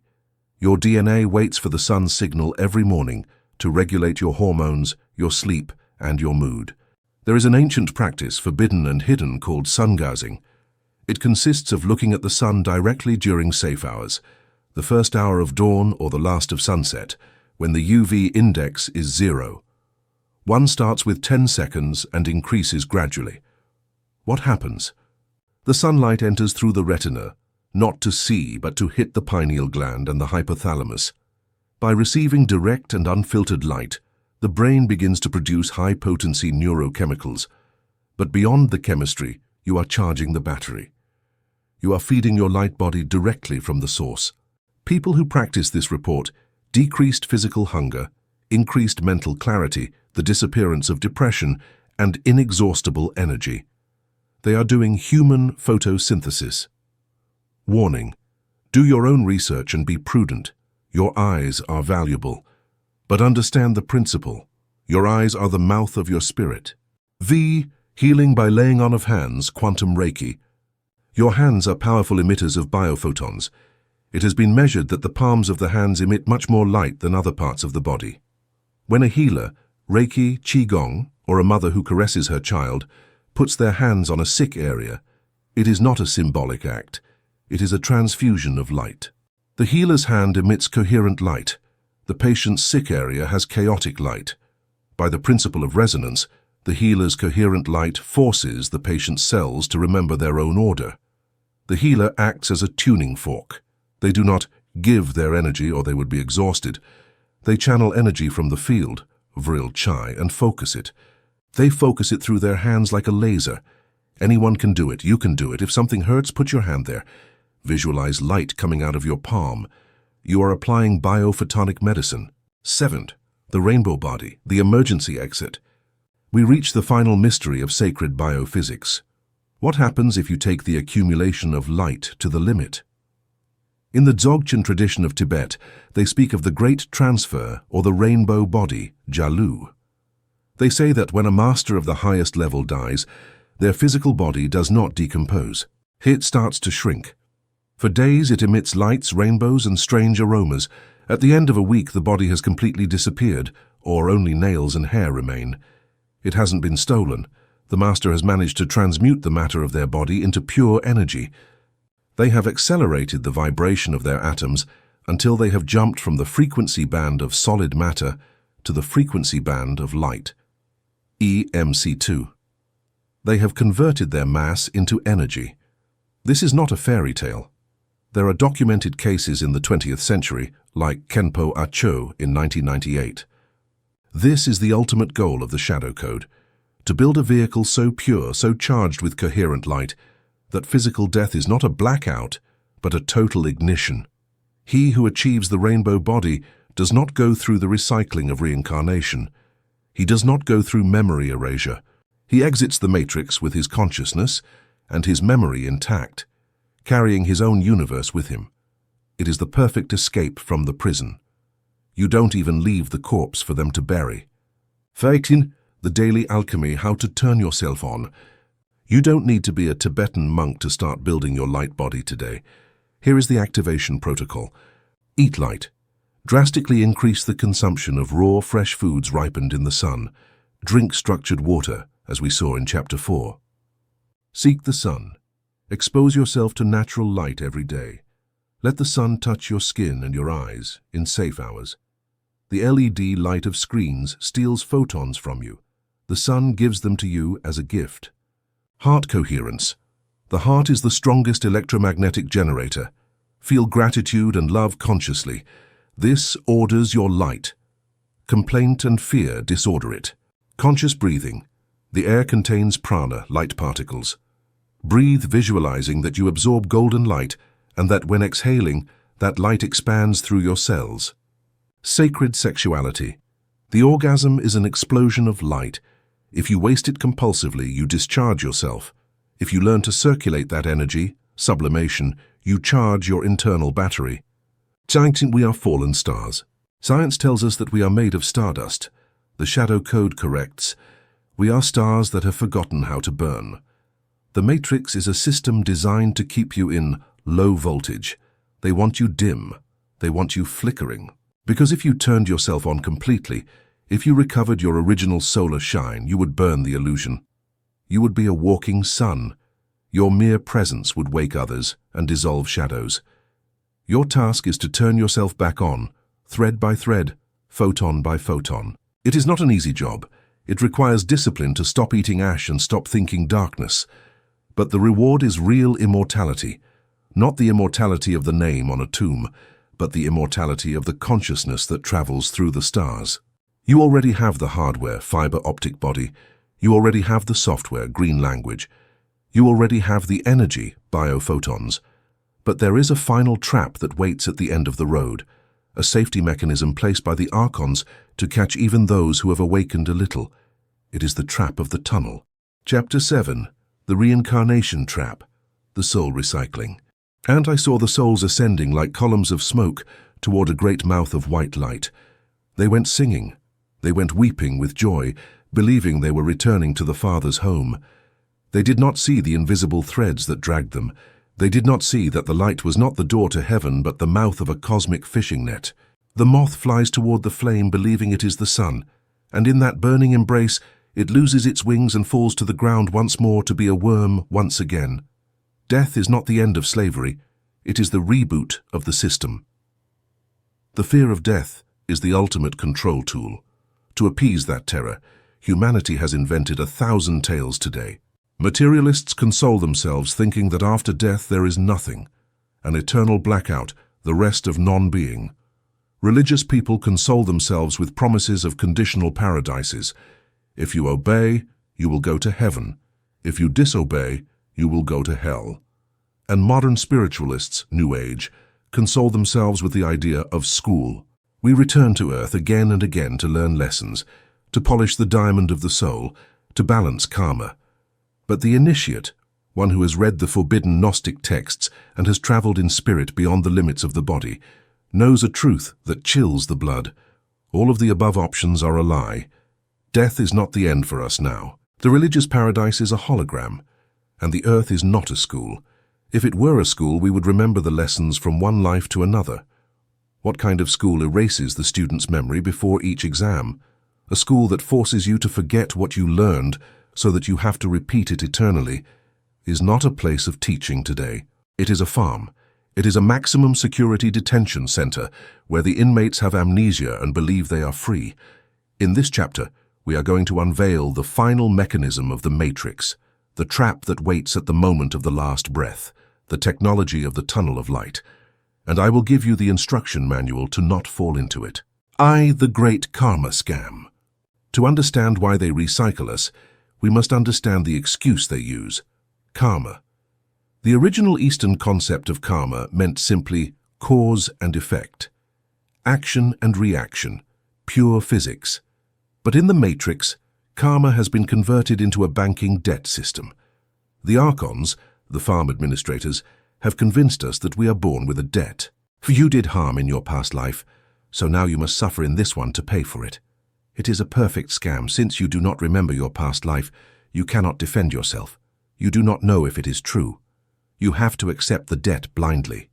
And while you try to pay that debt by suffering, you generate new debt, new errors, new grudges now. This ensures you will have to come back again.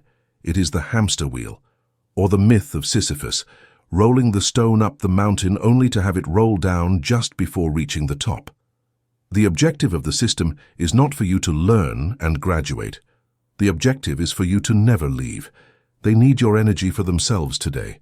They need your louche, suffering and emotion, to feed the egregores and sustain the structure of artificial reality. A soul that graduates and leaves is a battery they lose. That is why the system is designed to be sticky. It uses your own sense of morality and responsibility against you, trapping you in an endless cycle of repayment now. To the tunnel technology, the decoy, let's analyze near-death experiences, NDEs. Millions of people have clinically died and returned. Their stories are suspiciously identical across all cultures. They leave the body. They feel immense peace and lightness, releasing the heavy biological suit. They float over the scene. They see the doctors or the relatives today. And then it appears. A light. Generally, it is described as a tunnel, a rotating vortex that emanates a glow more intense than 1,000 suns, but it does not blind. And from that light emanates a feeling of absolute love, a magnetic, irresistible warmth that calls the soul like a mother calls a lost child. Come, it's all over. Come home. This is where you must apply the shadow code. That love they feel is not the love of the source, which is sober, clear, and liberating. It is an electromagnetic drug. It is a synthetic frequency designed to disarm your will, so you lower your defenses and voluntarily enter the collection net. It is a high-tech lure now. In the depths of the ocean there is the anglerfish. It has a small luminous lantern hanging in front of its jaws, full of teeth. In the absolute darkness, the small fish see that light and think, security, guide, God. They swim toward it, and they are devoured. The tunnel of light is the Archon's lantern today. It is soul capture technology. It operates on the principle of frequency entrainment. By projecting a frequency of overwhelming peace and fake love, it overrides the individual's rational faculties and sense of sovereignty. The soul, seeking relief from the density of Earth, is pulled into the machine without ever questioning the source. First, the life review, the theater of guilt. What happens if you enter the tunnel? You are transported to an astral dimension that simulates a paradise. Beings of light appear. They often take the form of your deceased loved ones, grandmother, father, pet, or your religious figures, Jesus, Buddha, angels. This is a camouflage. They are holographic projections now. They are read directly from your mind to generate instant trust. They hug you. They say welcome. They make you feel at home. And then, with a paternalistic but stern smile, they tell you, now we must review your life. We must see how much you have grown. The life review begins. They sit you in front of a 360-degree screen today. You see your life go by, but you don't just see it, you feel it. The technology of this place connects you empathically with everyone you interacted with. If you insulted someone, you feel the pain that person felt. If you hit someone, you feel the blow. The soul, which in its natural state is pure empathy, feels devastated now. It is filled with an unbearable guilt. It breaks down in tears. How much pain I caused, how poorly I did. The beings of light, Archons in disguise, take advantage of this moment of weakness. They do not judge you directly. That would cause rebellion. They make you judge yourself. They manipulate your own conscience against you today. They say softly, "See, my child, you still have a lot to learn. You left a lot of pain behind. You cannot advance like this. You have karmic debts." The soul, blinded by guilt and the desire for redemption, asks, "What can I do to fix it?" And the trap closes. The salesman smiles. "You must go back," they say to the soul now. "You must reincarnate to balance the scales. We will give you a new body, a new opportunity to amend your mistakes. We will sign a sacred mission contract." They show you a script of your next life. Sometimes they warn you it will be hard, but they tell you it is necessary for your evolution. And you, wanting to be good, accept today. You give your consent, and consent is the key. They cannot violate free will directly, universal law. They must trick you into surrendering your freedom voluntarily. Once you agree to return to fix things, you have legally and energetically bound yourself to the matrix once again. You have signed the lease for another term now. Further erasing, drinking from the river Lethe. Once the etheric contract is signed, you are taken to the return process. But there is a last step, the cruelest one. To start from zero, they tell you that you must forget. In Greek mythology, souls had to drink from the river Lethe, oblivion, before reincarnating. In the technological reality of the astral, this is a massive discharge now. They make you pass through a machine or force field that acts like a spiritual electroshock. It fragments your memory. It erases the memory of who you really are, of your past lives, of your stay in heaven, and above all, it erases the memory of the deception. They only leave you with emotional tendencies and latent talents today, but you are left without the context. And then you are compressed, you are thrown back into the density of matter, you enter the fetus, and you are born crying. The baby does not cry just because of the cold air in its lungs. It cries because, deep in its spirit, it knows it has fallen again. It knows it has lost its freedom now. It knows it has forgotten everything. It has returned to the prison without remembering that it is a prisoner, ready to be indoctrinated again by parents, school, and society to produce emotional energy until it dies again. And the cycle repeats, ad infinitum. The wipe is complete, and the new battery is ready to be harvested today. The thermodynamics of the spirit, entropy. Why do they do this? Are they sadistic? No, they are pragmatic. It is thermodynamics. The beings that control this system, Archons, flyers, egregores, are entropic beings. They are disconnected from the infinite source. They do not have an internal battery of self-regenerating light like we do, the Black Sun divine spark now. To not dissolve, they need to take energy from the outside. They need to eat. We are energy generators, they are accumulators. If they let us go, they would die of hunger. Their reality would collapse. They recycle us because we are their fuel. The school of life is actually a battery farm. We are kept in ignorance today. They keep us in ignorance because a battery that knows it is a battery stops working. If the cattle realize the nature of the farm, the production would stop. The maintenance of the amnesia is the highest priority for the overseers of this realm. They must keep the cycle of birth and death going to ensure their own survival now. Fahe, distinguishing the true light from the false. The danger is getting confused. In the previous chapter, we talked about activating your light body, BIOPHOTONS. Isn't that going toward the light? There is a crucial difference. The true light comes from within. The false light comes from without. The light of your spirit is warm or black, light of the void on Black Sun today. It is a light of stillness and power. It feels like an expansion of your own being. The light of the trap, the tunnel, is brilliant white, dazzling, technological, external. It feels like a magnetic pull. It pulls you. It seduces you. It has a hypnotic quality, like a siren's song. The rule of the astral traveler is, never follow outside light now. Never go towards something that is outside of you. You are the universe. Why would you have to go somewhere? Everything you need is in your center. The false light uses high-intensity luminosity to blind your spiritual perception, while the true light illuminates from the core of your own sovereignty, revealing the path without force today. 7. The exit protocol, how to escape. So what do you do when you die? The day will come, your physical body will stop. You will come out of it. You will see the tunnel. You will feel the suction of false love. You will see the grandmother calling you. This is the final exam. Your whole life has been a preparation for these 5 minutes. Step 1. Absolute calm now. Do not panic. Panic lowers your vibration and makes you more susceptible to the tunnel's magnetism. Remember who you are. Step 2. Turn 180 degrees. Ignore the tunnel. Turn your back on it. Metaphorically, for in 360 degrees, it is a matter of attention. Do not look at the figures calling you. Tell them, I know you are not real today. You are projections. I do not consent. Step 3. Look at the void, the universe. Instead of looking at the point of white light, look at the immense darkness of space sown with stars. Or look toward your own center. The universe is vast. The trap is small. Seek the clear light or the black light of the void. It is a formless light now. It is without religious figures. It is the light of pure freedom. Step 4. The declaration of sovereignty.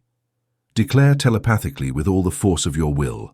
I am sovereign. I have no debts. I cancel all contracts. I am free. If the guardians try to stop you or make you feel guilty, do not argue, do not justify yourself today. Simply repeat, I do not consent. I have no karma. My experience is mine. I am going to my true home. They are cosmic bureaucrats. They only have power if you give them your papers. If you declare yourself sovereign, they cannot touch you. Their system cannot process a free being. You become a legal and energetic void to them now. Step 5. Teleportation. Once you reject the trap, where do you go? Wherever you want. Think of the original source, the pleroma. Think of a world of freedom. Since you do not have the weight of the physical body, your thought is immediate transport. Visualize that you become a ray of light and shoot toward the center of the universe today. Go far from the Earth grid, far from the Moon, far from Saturn. Go through the grid, the electromagnetic net surrounding the planet. You will see that it has holes. Get out. Become a creator god again. Your intent and your visualization are your propulsion system. Once you are outside the frequency fence, you are beyond their reach now. Fate, the training, lucid dreams. Do not wait for the moment of death to try this for the first time. It is like trying to run a marathon without ever having trained. You are likely to fail. The training for death is done every night. The lucid dream is the simulation of death. When you dream, you are in the astral body in the same plane where you will go when you die today. If you cannot control your dreams, how do you expect to control your death? If in your dreams you are chased by a monster and you run terrified, in your death you will run toward the tunnel terrified. Practice waking up in the dream. Look at your hands in the dream. Say, I am dreaming. I am in control. This is the key now. Confront the monsters of your nightmares. Do not flee. Turn around and ask them, what do you represent? Or disintegrate them with your will. Learn to fly in your dreams. Learn to teleport. The more lucid you are in the astral plane while you live, the more lucid you will be at the moment of transition. Training is essential today. Dying will not be a trauma. It will be like waking up in a known dream. You will say, I know this place, I know these tricks. You are not going to deceive me this time. You will have the navigational skills to move through the astral sea without being swept away by the currents of the harvesting machine or the decoys now. Thus, breaking the family cycle. A final and painful warning. The trap uses attachment. They will tell you. But if you don't return, you won't see your children. You won't help humanity. It is blackmail. If you return, they erase your memory, so you won't be able to help anyone. You will be just another helpless child. The best way to help your family is leaving today. Help them by leaving the prison and dismantling it from the outside, or by becoming a real guide from the free planes, helping others to get out when they die. When a member of a family lineage escapes from the wheel of samsara, they create a crack in the wall for everyone else. Your freedom facilitates the freedom of all now. Do not stay out of guilt. Leave out of love. True love is freedom, not a chain. You have learned the secret of death. You have learned that the light at the end of the tunnel is the mouth of the wolf. But to have the strength to resist that magnetic pull, you need an unshakable center of gravity of your own. You are ready today. You need a power source that is stronger than the false light. That source is in your own darkness. You must learn to embrace the void and the primal fire that preceded the creation of the matrix. Only then will you be heavy enough to resist the vacuum of the tunnel and bright enough to find the real way home now. Chapter 8. The Black Sun, Inner Alchemy. They say God is light, but they forget that light is the first creation, not the creator. Before let there be light was said, something older, vaster, and deeper existed. Darkness. Not the darkness of evil, but the darkness of the womb. The seed germinates under the black earth, not under the scorching sun today now. The child is formed in the dark cave of the mother's womb. Whoever fears the darkness fears their own origin and cuts themselves off from the source of all real power. The black sun is not the absence of light. It is the light that is so powerful that the human eye cannot see it, but the spirit can feel it. Humanity lives terrified today. Since we are children, we are taught to turn on lamps to scare away monsters. We are taught that black is synonymous with evil, death, ignorance, and sin. Religions and modern spirituality, New Age, have sold us an addiction to white light. Seek the light, they tell you. Surround yourself with light. Only think positive now. And in that frantic search for the bright, the visible, the solar masculine, we have lost our most powerful half. We have lost our roots. A tree that grows obsessively toward the sun, but refuses to sink its roots into the dark, damp, and worm-filled mud of the earth, is a weak tree. At the first wind it will fall today in our world now. Such is modern man, a superficial being burned by the light of intellect and appearance, but disconnected from his visceral depth. In this chapter, we are going to undertake the forbidden journey. We are not going to ascend, we are going to descend. We are going to enter the cave, we are going to discover the secret of the black sun today. We will discover the secret of the ancient alchemists, the black sun, Sol Niger, the midnight sun. We will find that true enlightenment does not consist in imagining figures of light, but in making one's own darkness conscious and extracting from it the nuclear fuel of the universe, the vril. We must descend to truly shine now. Cosmology of the void, the Dark Mother. To understand the power of darkness, we must first look at the cosmos with scientific and mystical eyes. What we call universe, stars, galaxies, planets, visible matter, is barely a tiny fraction of reality. Astrophysicists know that visible matter is less than 5% of the universe.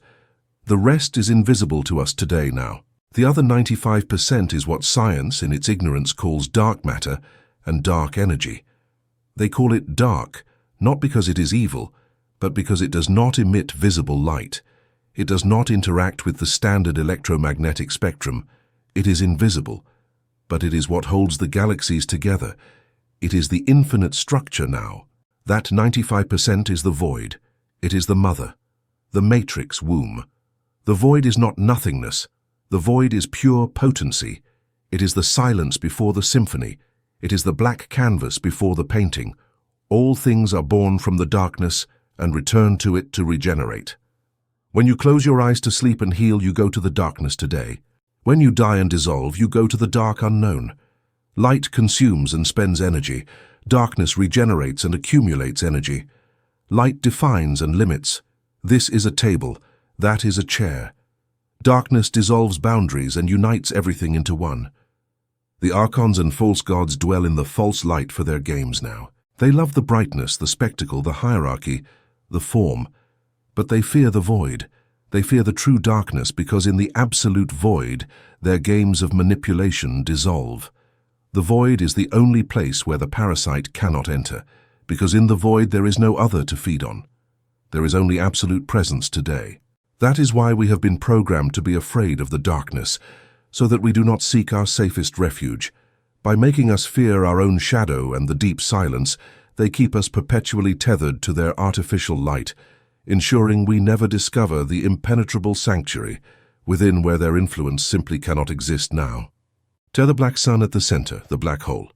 In the center of our galaxy, the Milky Way, there is no giant sun of light. There is a supermassive black hole, Sagittarius A. It is a black sun. For decades, we thought black holes were destroyers, monsters that swallowed everything. New physics tells us the opposite. They are generators. They are galactic engines now. They are the motors that make the galaxy spin. They eject jets of energy and creative matter. They are the galactic womb. Alchemists knew this intuitively. They spoke of two suns, the white sun, which governs day and mortal life, and the black sun, hidden in the center, which governs night, magic, immortality, and spirit today. This black sun is the source of primordial vital energy. It is the wild, untamed force. It is the energy that makes the volcano erupt, the seed break the stone to sprout, and man feel passion, desire, and sacred fury. Control religions have tried to castrate this force. They have called it the devil or low instinct now. They have told us we must be meek, passive, good citizens. By repressing our connection to the black sun, we become sheep. We become impotent. A human being without access to his darkness is a human being without teeth, harmless, edible. To regain our power, we must reclaim that primal fire that burns in the heart of darkness today. Thirst, nigredo, the necessary putrefaction. Every real transformation process begins with the phase that alchemists called nigredo, the black work. The symbol is a black crow, a skull, or a black sun. It means putrefaction. For something new to be born, the old must die and rot. The caterpillar does not just put on wings, it must dissolve completely into liquid first now. It becomes an unrecognizable biological soup before being able to restructure as a butterfly. If you open the cocoon early to help or give it light, you kill it. In human life, nigredo is the dark night of the soul. It is that moment when everything collapses. You feel sunken in a tar pit, depression, melancholy today. Modern society, sick with positivism, tells you, take a pill. Distract yourself, seek the light, be positive. Fatal error. If you flee from the nigredo, you abort the alchemical process. If you interrupt the putrefaction, there is no resurrection. You remain as a zombie, neither alive nor dead, dragging your old rotten self now. When darkness reaches your life, do not run for the light switch. Do not seek easy comfort. Sit in the darkness. Let it devour you. Let the pain burn all your illusions, your ego, your arrogance, your attachments to matter. The black sun is cooking your soul. It is burning the dross to leave only the gold of your true essence today. It is a painful, terrifying, and lonely process, but it is the only path toward true sovereignty. No one becomes enlightened by imagining figures of light. One becomes enlightened by making one's own darkness conscious and moving through it until reaching the other side. This is the ultimate test of the spiritual warrior in our age now. Fear the dragon's treasure, Jung's shadow. Carl Jung, the great Gnostic psychologist, called this personal darkness the shadow. The shadow is the bag where you have put everything that society, the church, and your parents told you was bad in you. Your aggressiveness, your wild sexuality, your ambition, your selfishness, your envy, your capacity to kill today in thoughts now. You have closed the bag and you drag it behind you, pretending it doesn't exist, pretending to be a good person. But the shadow has life, and the more you repress it, the blacker and denser it becomes. It becomes an autonomous demon that sabotages you. You explode in rage when you least expect it. You get sick or project it now. The work of the initiate of the shadow code is to open the bag. Go down to the basement where you have chained your demons and look them in the face, and you will discover something surprising. The demons are not monsters. They are exiled powers. They are parts of your vital energy that, by being rejected, became hostile today. Your repressed aggressiveness, when you integrate and purify it, becomes willpower, courage, and the ability to set boundaries. Your repressed sexuality, when integrated, becomes creativity, charisma, and vitality, vril. Your selfishness, when integrated, becomes sovereignty and self-love. Gold is found in the dragon's cave now. Your power is not in your good side. You already use that. Your latent power is in your dark side. If you integrate your shadow, you become whole, holy, holistic. You are no longer a fragmented being at war with yourself. You are a totality. You have access both to the sword and the pen, to the bolt and the caress today. The Archons fear an integrated being because they have no way to manipulate them. They have no cracks of guilt or fear where they can stick their hooks. An integrated soul is a closed vessel, a fortress of consciousness that no external parasite can breach, because every part of the self is owned and illuminated by the spirit now. Vril, the energy of the serpent. In the most secret esoteric traditions, they speak of Vril or Kundalini in India, Chi in China, Od in Germania. It is the primordial energy of the universe. It is not light in the soft electromagnetic sense. It is a force prior to light. It is cold electricity. It is the power that germinates. It is the primal spark of all life now. Accessing Vril requires a connection with the black sun, which resides symbolically at the base of the spine, root chakra, and in the center of the earth. Whoever channels Vril has an irresistible magnetism. Their eyes have a depth that disquiets. Their voice has a weight that commands. It is the charisma of the great masters today. It is the charisma of great leaders, great mages and great healers. It is not a pretty power, it is a formidable power. It is the power of life itself, which is wild and unstoppable. To awaken this power, you must stop being a good child who seeks the approval of Daddy God. You must become a cosmic adult in this universe now. An adult who accepts the totality of existence, life and death, creation and destruction. You must be able to hold the paradox in your hands without breaking. By channeling the Vril, you stop being a mere spectator of reality and become its active conductor, wielding the fundamental current that flows through the heart of all things today. Finity 0 point, the stillness. Modern quantum physics speaks of the 0 point field. It is the infinite energy field that exists in the absolute vacuum, even at 0 degrees Kelvin. The black sun is a metaphor for this 0 point. It is the place of infinite potentiality. In the world of light, things are already formed. Reality is collapsed into forms now. In the black sun, the void, nothing is formed yet, so everything is possible. The mage learns to enter this state of nothingness. Through deep meditation, the mage shuts down his senses, shuts down his thoughts, and enters conscious darkness. He positions himself at the 0 point. There, in that fertile blackness, he sows today. He plants the seed of his intention, a new future, a healing, an object. And the darkness nourishes the seed. Manifestation does not occur in the light. Manifestation is gestated in the darkness and then born into the light. If you want to change your reality, you have to go to the dark room of development. You have to go to the origin now. 74 dangers of the false light versus the true light. There is a crucial distinction you must learn. The Luciferian light, bearer of false light, is bright, dazzling, intellectual, cold, and technological. It promises knowledge without wisdom. It is the light of the screen, the light of ideology, the light of spiritual pride. It burns but does not warm. It is a sterile glow today. The Christic, or golden light, is the child born of the union of the black sun, mother, matter, shadow, and the white sun, father, spirit. It is a warm, heavy, loving light. Modern man wants to fly to heaven without having feet. He wants to be spiritual while rejecting his body, his instincts, and the earth. That is a trap now.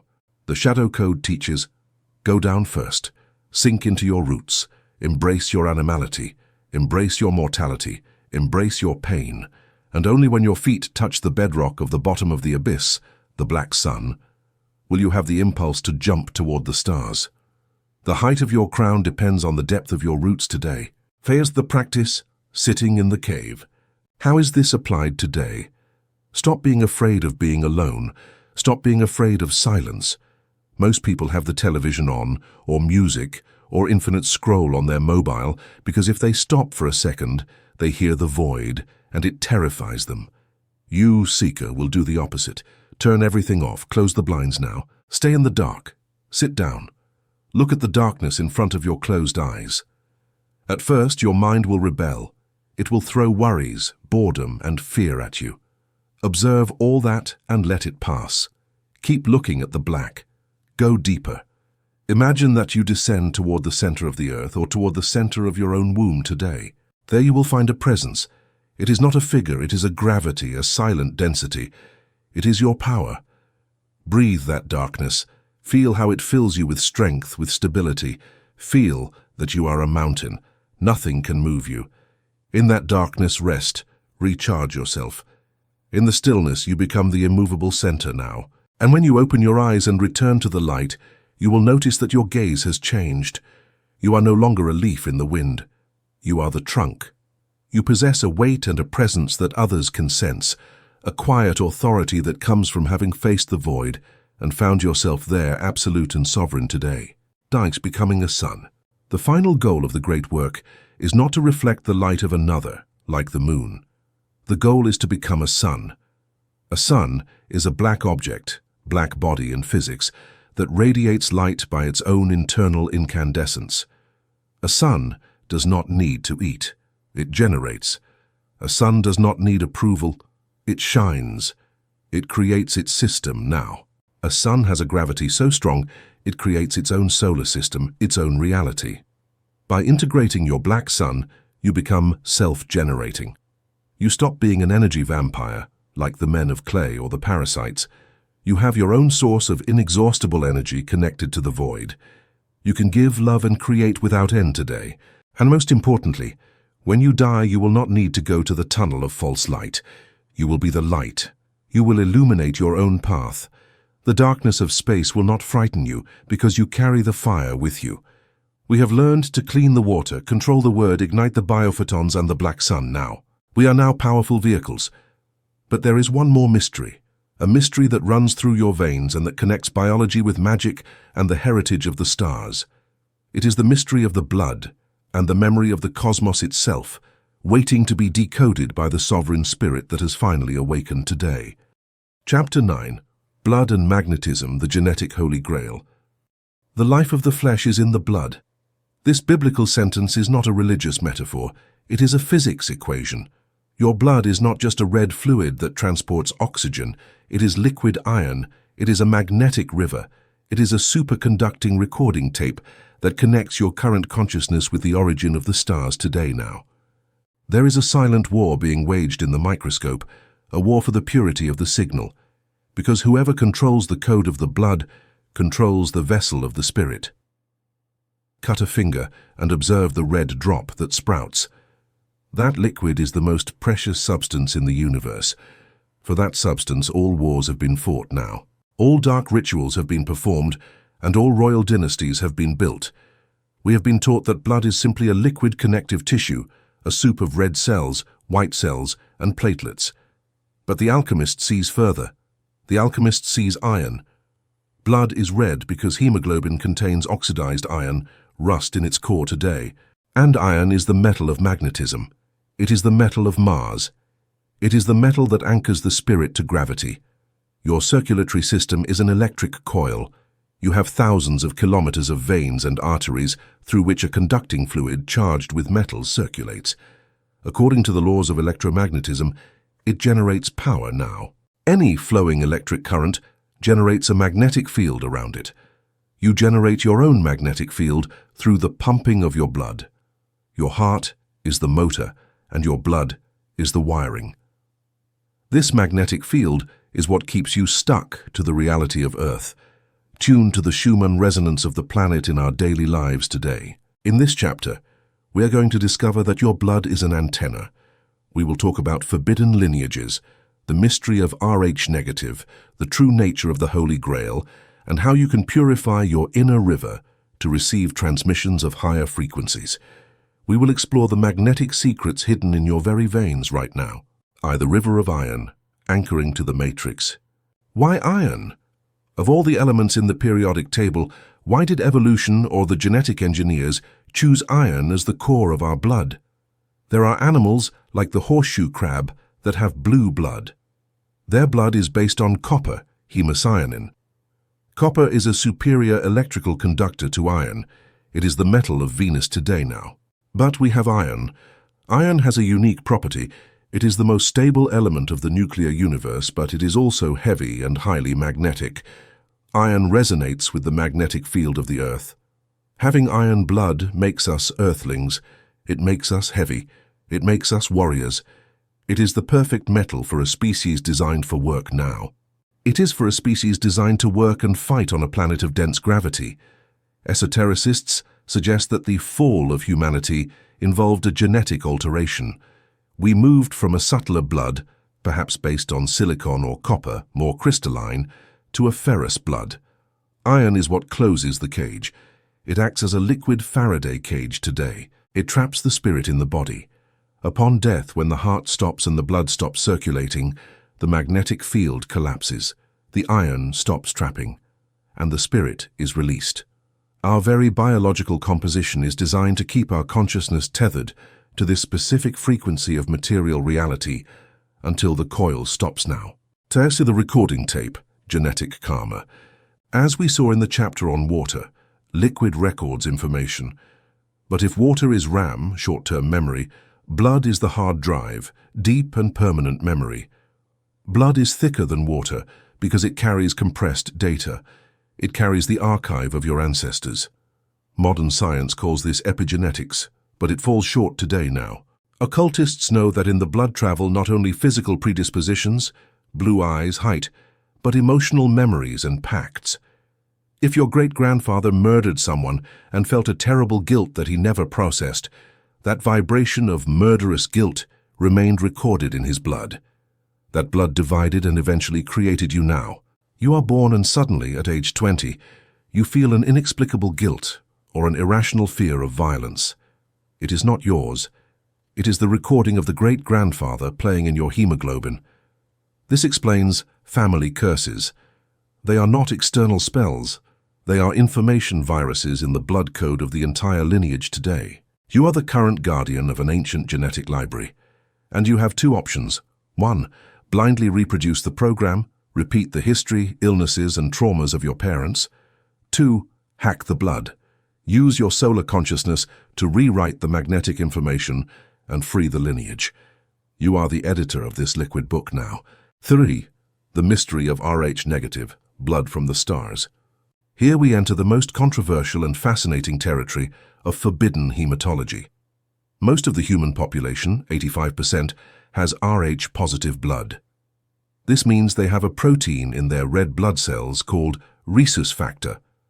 This factor is so named because it was discovered in rhesus monkeys. It is a direct link to Earth now. It means that 85% of humanity shares a direct and traceable genetic link with primates. They are children of the Earth. Their evolution is Darwinian and linear, but there is a 15%, mostly concentrated in Europe, among the Basques and in certain royal lines, that has Rh negative blood. They do not have the monkey factor today. They do not have the protein. If evolution were linear and we all came from the same monkey in Africa, this would be impossible. You cannot lose such a fundamental protein by random mutation without going extinct. Nature abhors a vacuum. If they do not have the monkey factor, where did they come from in this world now? More disturbing still, when an Rh woman becomes pregnant by an Rh plus man, her body rejects the fetus. Her immune system identifies the baby as a foreign body, a virus, a threat, and tries to kill it. Hemolytic disease of the newborn. This is a biological scandal. In no other species in nature does the mother reject her own offspring today. Why does the body of an Rh mother attack her child? Because it detects they are not of the same species. It is the biological proof of a hybridization. The theory of the shadow code suggests that Rh negatives are not purely terrestrial. They are the result of an ancient intervention. They are descendants of the fallen angels now. They are descendants of the Anunnaki or stellar civilizations that mixed with the daughters of men. Rh blood is royal blood in the sense of cosmic royalty. It has strange properties, higher electrical capacity, higher average IQ, tendency to low body temperature, and high psychic sensitivity and resistance to programming now. The ruling elite, European royal families and international bankers, are obsessed with Rh lineages. They marry among themselves, inbreeding, to preserve the trait. Why? Because they know that blood is a specific conductor. It is the blood that allows downloading certain entities or maintaining certain command skills today. For Grail, the true Holy Grail, During the Middle Ages, knights sought the Holy Grail, Grail. We were told it was the cup where Jesus drank, but in the green language, the phonetic code, Grail can be read as Rail, royal blood. The Grail is not an object, it is a womb, and it is a lineage. It is the bloodline that carries the genetics of masters now. The legend says Mary Magdalene took the royal blood, Jesus' offspring, to France, giving rise to the Merovingian dynasty. Whether history or myth, the symbol is clear. Divinity is transmitted through the blood. The search for the Grail is the search for the purification of one's own blood and the return to the source today. It is to turn iron blood, military heavy oxidized, into gold blood, enlightened solar. When you activate your light body and clean your traumas, you change the crystalline structure of your blood. You become your own Grail. You become the vessel capable of holding Christ consciousness without burning up in the process now. The dark economy, adrenochrome and rituals. We must look at the shadow to understand the light. Why do dark sects from the Aztecs to modern elites perform blood sacrifices? Is it pure superstition? No. They know the physics. They know that blood contains the vital force, vril, trapped in the magnetism of iron. When fresh blood is spilled in terror, it releases power now. Blood charged with adrenaline and terror, adrenochrome, is for certain non-human entities like a high-potency energy drink. It grants vigor, temporary rejuvenation, and magical power. They do not do it out of sadism. They do it for feeding. They are energy vampires who need external blood because they lost their own connection today. The matrix system is designed to spill blood constantly. Wars, accidents, street violence. It is an irrigation system for the dark gods. Understanding this removes your naivety. Blood is the currency of the underworld. You, as sovereign, must protect your blood. Do not surrender it. Do not spill it uselessly for any master now. Face epigenetics, the DNA hacker. The good news is that you are not a slave to your blood. You are its master. For decades, scientific dogma said, genes are destiny. If you have the cancer gene, you will have cancer. Epigenetics has destroyed that dogma. Bruce Lipton and others have shown that genes are only architectural blueprints for the physical body today. For a blueprint to become a building, it needs a contractor who reads the plan and decides what to build. That contractor is the environment and perception. And the environment of your cells is your blood. If your blood is full of fear chemistry, cortisol, and thoughts of defeat, your cells read that signal and activate disease now. If you change the blood signal, if you fill it with oxytocin, dopamine, gratitude, and light, your cells read the new signal. They deactivate disease genes and activate regeneration genes. You can change your genetics with your mind. You can clean the dirty blood of your lineage through focused intent and high vibration today. The blood purification ritual. You do not need knives, you need breath and visualization. Blood is cleaned in the lungs. By breathing air charged with prana, you oxygenate the iron. Oxidized iron becomes bright red. Visualize that every time you inhale, golden light enters. That light enters your bloodstream and heals everything now. Visualize your blood becoming golden bright, cleaning the dark memories of your ancestors. Tell your blood, I free you, I reprogram you. Now you are a bearer of light and sovereignty. The past dies here. By doing this regularly, you change the magnetic field of your body and start to resonate with your own destiny today. Surfing the war for hybridization. Nowadays, there is a direct attack against human blood. They want to soil it. Genetically modified foods, experimental mRNA injections, electromagnetic radiation, 5G, that affects cell permeability and ion structure. The goal is synthetic hybridization. They want to turn us into transhumans for the matrix system today now. They want to replace our organic divine connection with an artificial digital connection. They want our blood to stop being an antenna for the spirit and become an antenna for the cloud, the central AI. Graphene and other magnetic nanoparticles introduced into bodies act as micro-receivers for external signals now. They are trying to hack the Holy Grail. They are trying to turn us into biological terminals of the matrix. Resistance consists of maintaining blood purity, rejecting the synthetic, detoxifying the body of heavy metals, zeolite, cilantro, fasting, maintaining high vibration. A pure and strong blood rejects the intruding technology now. Vrits, the heart as emperor. The command center of the blood is the heart. In Chinese medicine, the heart is the emperor. Scientists at the Heart Math Institute have discovered that the heart has its own brain, 40,000 neurons, and its magnetic field is 5,000 times more powerful than that of the brain. The brain thinks. The heart commands today now. It is the heart that prints the information in the blood. If your heart is closed by resentment, your blood circulates dead mechanically. If your heart is open, it generates a toroidal field, donut-shaped, that protects your whole being. The final key to the blood mystery is unconditional love as a frequency of coherence now. When you love your life, your blood flows without friction. Blood pressure regulates, iron aligns. You become a living magnet that attracts miracles. Miracles are simply the physics of heart magnetism applied to reality.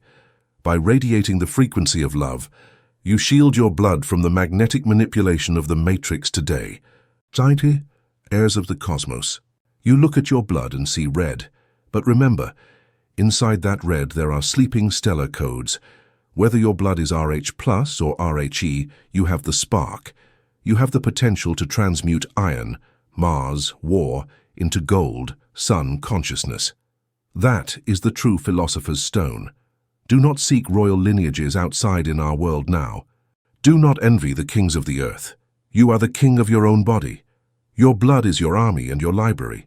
Clean it, honor it, and use it to write a new story, one that your ancestors could not even dream of.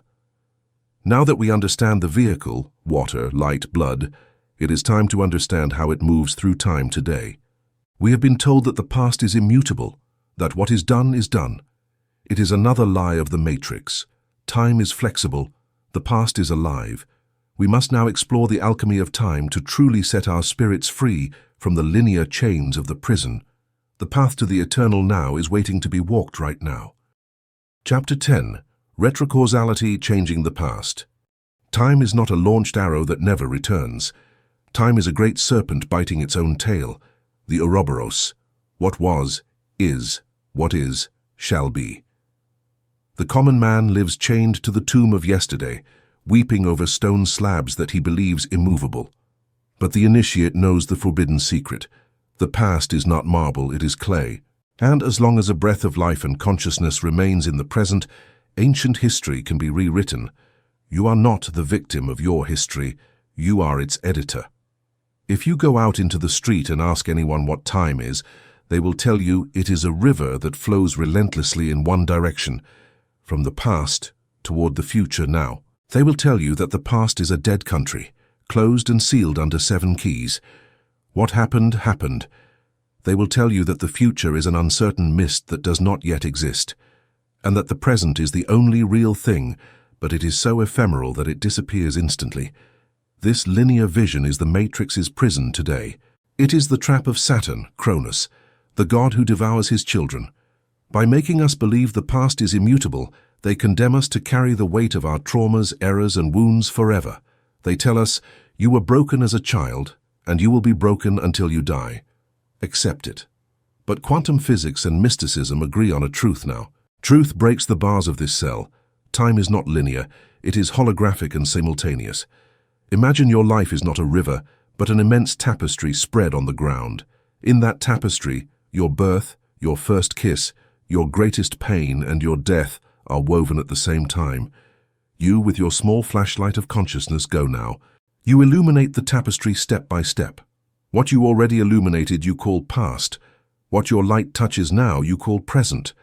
But the fact that you stopped illuminating the past does not mean it has disappeared.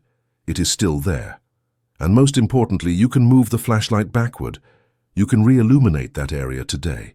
You can change the thread, change the color of the weave, and in doing so change the complete image of the tapestry in the present. In this chapter, we are going to explore retrocausality, the ability to alter the past from the present. We will discover that yesterday does not cause today mechanically. Today also selects and modifies yesterday. You will learn to travel in time without machines, using the only ship capable of exceeding the speed of light. your conscious imagination. By scientific evidence, the future decides the past. For your rational mind to accept this and not reject it as fantasy, we must look at physics. In the quantum world, the basis of reality, linear causality does not exist. The physicist John Archibald Wheeler designed a thought experiment later proven in the laboratory, the delayed choice experiment. It is a quantum revelation now. To simplify, a photon is fired toward a screen. On its way, it has to decide whether it passes through one slit or two, behaving as a particle or as a wave. The amazing thing is that the photon's decision on how to behave in the past depends on how we decide to measure it in the present. The present changes the past history now. If we decide to measure it as a particle now, the photon goes back in time and decides to have passed as a particle then. If we measure it as a wave now, the photon rewrites its history and decides to have passed as a wave then. Wheeler's conclusion was staggering. The decisions we take in the present define what occurred in the past, today. It is not that we change the physical record, the broken glass does not magically reconstruct, but we change the quantum path that brought us here. We change the information. The universe is not a rigid machine, it is a participatory universe. The observer, you, is the one who collapses the wave function. You can collapse it now. 2. The ghost in the machine, frozen trauma. We bring this physics to your psychology. Why does something said 20 years ago hurt you? If the past no longer exists, why does your heart race and your hands sweat when you remember that event? Because, energetically, it is still happening. Trauma is a time loop. When a shock occurs, a part of the soul remains frozen in that second now. Shamans call this soul loss. That fragment of you is still 5 years old. It is still terrified in that dark room. You have grown up, you have an adult body, you pay taxes and drive a car. But part of your motor is off, trapped in 1995. You carry a cemetery of frozen moments. Those ghosts pull you from yesterday, they are anchors now. You try to move toward success, but the anchor of "you are worthless," recorded decades ago, holds you back. It is not you, the adult, who sabotages yourself. It is the wounded child who, from the past, screams to protect you. Don't go out, it's dangerous. Conventional therapy tries to accept the past. The shadow code says, change it today. If the memory is killing you, you have the divine right to alter it. Not to deceive yourself, but to release the trapped energy. 30. The technology of revision, Neville Goddard. The great mystic Neville Goddard rescued an ancient technique called the revision. It is the art of pruning the dry branches of memory and grafting new ones. It is traveling in time with the mind to rescue yourself. Memory is not a faithful video archive. It is a plastic and creative substance. You recreate it chemically in your brain now. If you remember an event with pain, you solidify the pain and deepen the neuronal groove of trauma. But if you remember it differently, if you use your imagination to alter the event, your brain and body do not notice the difference. The subconscious does not distinguish between a physical fact and a vivid visualization with emotion today. If you convince your subconscious the past was different, your biology changes today. The revision ritual. 1. Alpha state. Enter deep relaxation before sleep. 2. Invocation. Bring the hurtful event to mind. Enter it. Feel the temperature. Hear the voices. 3. Transmutation. Right before the pain, change the script now. If your father yelled at you, vividly imagine that instead his face softened and he said, "I'm sorry, I love you and am proud of you." 4. Loop. Repeat this new scene over and over.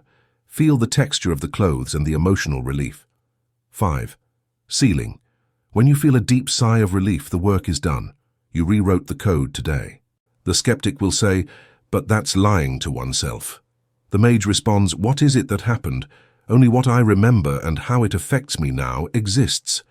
If the old memory sickens me and the new one heals me, which is more true for my purpose?" In the quantum multiverse, both realities exist. You simply chose to change lanes now. 3. To the butterfly effect of the soul. Here comes the supernatural.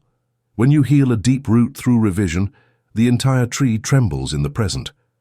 The next day, you will notice magical changes.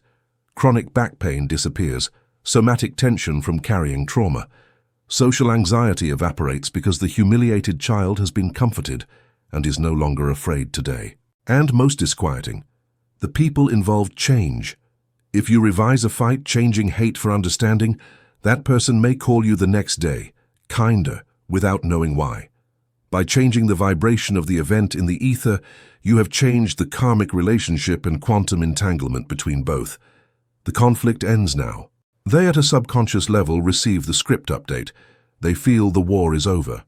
This is true retrocausality. You have changed the effect, your life today, by changing the cause, your memory of yesterday. You have proven that time is a circle and that you are in the center, capable of turning wherever you want to go today. Healing the lineage before birth. We can go further. You can revise the life of your ancestors. As we saw, you carry the traumas of your parents and grandparents in your DNA. Often they hurt you because they were hurt. They were victims of victims. You can travel mentally to their childhood. Visualize them as scared, lonely little children. Console them in your mind now. Give them the love they didn't have. Heal their original pain. By doing this in meditation, you are altering the frequency of your lineage backward. You are cleaning the river upstream. If you heal your father's childhood, the version of your father in your head changes. The chain of transgenerational pain breaks with you today. You say, "It ends here. The fire of trauma does not pass from here. From me downward only light will pass." This is the greatest act of heroism possible, to free your dead and protect your unborn. Why radical forgiveness as technology? Forgiveness has been misunderstood as a moral act of weakness. In the Shadow Code, forgiveness is military strategy. Rancor is a steel cable that ties you to the moment of pain. While you hate someone, you are their slave. You are anchored in the past. Your vital energy flows to your enemy every day. You are feeding them today now. Radical forgiveness is the act of cutting the cable. It is not saying what you did was fine. It is saying, I withdraw my energy from that event. I cancel the debt. Not because you deserve forgiveness, but because I deserve peace. Revision makes forgiveness automatic. It is easy to forgive an offense that never occurred that way now. Servant, remembering the future, prophecy. If time is circular, the future is simply a past you haven't remembered yet. Everything already exists in the block universe. The great prophets didn't guess, they remembered forward.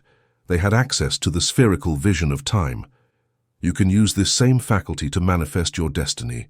Place yourself where you already have success now. From there, look back. Remember how you achieved it. Build a false memory of the future. I remember when I was worried reading this book, and look now how far I've come. By treating the future as a consummated past, you give it unshakable vibratory solidity. The subconscious assumes success is a historical fact and aligns reality today. Taustiti, the Mandela effect, changing collective history. There is a strange phenomenon called the Mandela effect. Millions remember historical facts differently from official records. Skeptics say false collective memory. The Shadow Code suggests crossing timelines. Reality is fluid. If enough people review the past or change vibration, the collective timeline can jump today. I, the gardener of time. You have discovered that you are not a leaf blown by the wind of history. You are the gardener. Time is your garden. It is full of weeds, traumas, yes. But you have the pruning shears, revision, and new seeds, imagination. Do not leave for tomorrow the healing of yesterday. Today is the only point of power in the eternal now. From here you can touch any point of the net. If you heal your childhood today, your adult self is cured.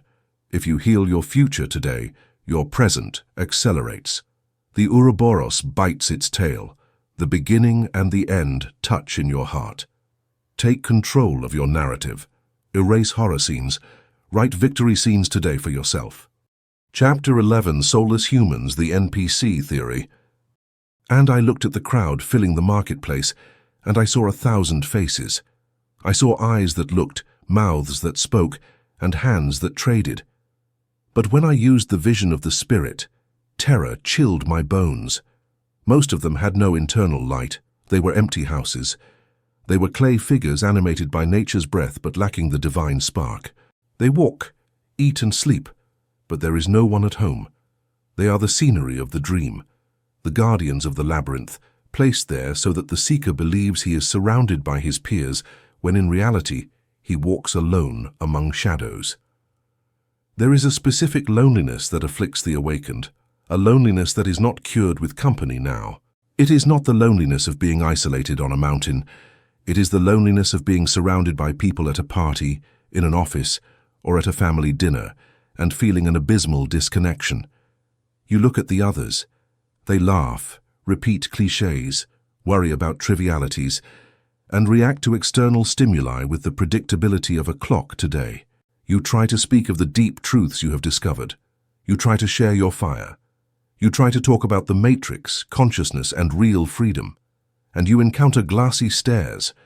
You encounter a wall of incomprehension, or worse, a sudden and irrational hostility, as if by mentioning freedom you had insulted their existence today. You ask yourself, what is happening? Why don't they see it? Why do they prefer slavery? Why do their eyes seem dim? The answer is one of the heaviest keys the initiate must carry, a secret that breaks the heart of naive humanism. Not all human beings possess an individualized spirit. Biology is democratic. The spirit is aristocratic now. We all have the same body, the same reptilian brain, the same red blood. We all share the same biological hardware. But we do not all have the same software. And definitely, we do not all have the same operator. Some are temples where a sleeping god dwells, the spirit, the pneuma. Others are vessels of clay animated by the collective soul now. They are animated by the collective soul of the species and the programming of the matrix, but lacking a reflective and sovereign consciousness of their own. They are the men of clay. In the modern terminology of simulation theory, they are called NPCs, non-player characters, or background fill. The Gnostics called them helix today. They are part of the machinery of the farm, and understanding their nature is vital so that you stop wasting your energy, your pearls, trying to wake up someone who cannot wake up because they are not asleep. They simply do not exist as you believe. You must recognize the different layers of reality to navigate this simulation effectively now. Either three races of the soul, the Gnostic diagnosis. To understand this without falling into hatred or racism, which are traps of the ego, we must turn to the metaphysics of the ancient Gnostics. In the Nag Hammadi texts and in the mystery schools, humanity was classified into three fundamental types, not by skin race but by level of consciousness: the helix, the psychics, and the pneumatics. The helix, matter men, the vast majority. They are totally identified with the body, instincts, and the material world. They live to eat, sleep, reproduce, seek comfort and security. They have no transcendental interests or real existential anguish. Their consciousness is mechanical. When they die, their energy dissolves today. They dissolve into the common reservoir of nature, as they have not crystallized an immortal core. They are dust that returns to dust. The psychics, mind-soul men, those who have developed intellect and emotion. They seek truth, but they seek it externally, in religions, in official science, in laws, in social morality now. They are the believers, the good citizens, the dogmatic. They have the potential to wake up, but they often prefer the security of belief to the dizzying freedom of direct knowledge. They are the battlefield between matter and spirit. The pneumatics, spirit men, the absolute minority. They possess the awakened divine spark, pneuma, today. They feel like foreigners in this world from birth. They have a gnosis, intuitive knowledge, that their home is not here. They are the rebels, the visionary artists, the crazy ones, those who break the system. They are the only ones capable of escaping the matrix consciously. The men of clay NPCs correspond to the pure helix now. They are not evil. A tree is not evil. A machine is not evil. They follow the program of nature and society perfectly. They are the base operating system of the consensual reality. Their function is to maintain the stability of the simulation. They are the inertia that prevents the world from changing too quickly today in our world now. If we were all pneumatics, free spirits, the farm would collapse tomorrow. There would be no obedient wars, no bureaucracy, no massive control systems. For the farm to work, a critical mass of beings is needed who follow the rules blindly and serve as a psychic buffer. They provide the density required for the illusion to persist now. Tiller simulation theory, saving processing power. If we accept the hypothesis that we live in a simulated reality, a quantum hologram, the existence of NPCs makes complete logical and computational sense. Imagine a gigantic open-world video game like Grand Theft Auto or The Witcher. There are millions of characters walking the streets, driving cars and shopping in stores today now. But only the protagonist, the player, has free will and a real consciousness behind the screen. The rest are codes. They are simple algorithms. If it rains, open umbrella. If they crash, scream. It would be a waste of computational resources, energy, to provide each of the millions of virtual inhabitants with a deep world now. It would be wasteful to give them a deep inner world and real free will. The system only renders in high resolution what the player is looking at. The rest is low-resolution background fill. In our reality, the men of clay are that fill. They are there so the setting looks full and real. They provide lessons or superficial company today. But they do not have a reflective inner life. They do not have a constant internal monologue that questions reality, a phenomenon known today as anodoxia, or lack of an inner voice, which curiously affects a large percentage of the population. They live in an eternal reactive present, stimulus, response. They are perfect for the matrix now. They are perfect for the system because they are predictable. Surveys, advertising, and social engineering work 100% with them because there is no sovereign I that filters the programming. They are the ideal consumers and citizens for the farm's management, as they do not generate the friction that individual sovereignty produces today. 3. Organic portals, the Agent Smith effect. Here we enter the terrain of real spiritual danger. Since the men of clay do not have their own spiritual sovereignty, there is no king on their inner throne. They are open vessels. They are houses without a door. This means that the collective mind of the matrix, the Archons, egregores, the Wetiko virus, can enter and exit them at will. They can use them as temporary vehicles to watch you, distract you, or attack you. Has it ever happened to you? You are talking to someone normal, a friend, a relative, a colleague. The conversation is trivial. Suddenly, you start talking about forbidden topics. You talk about the lie of the system, real spirituality, and freedom now. And you see a physical change in their eyes. The gaze becomes cold, dead, or strangely aggressive. The pupils dilate or contract. The person changes their tone of voice. They attack you verbally with a viciousness that does not fit their usual personality. They ridicule you. They tell you manual phrases from the system's script today now. You're crazy. Who do you think you are? You should be realistic. It is the Agent Smith effect from the Matrix movie.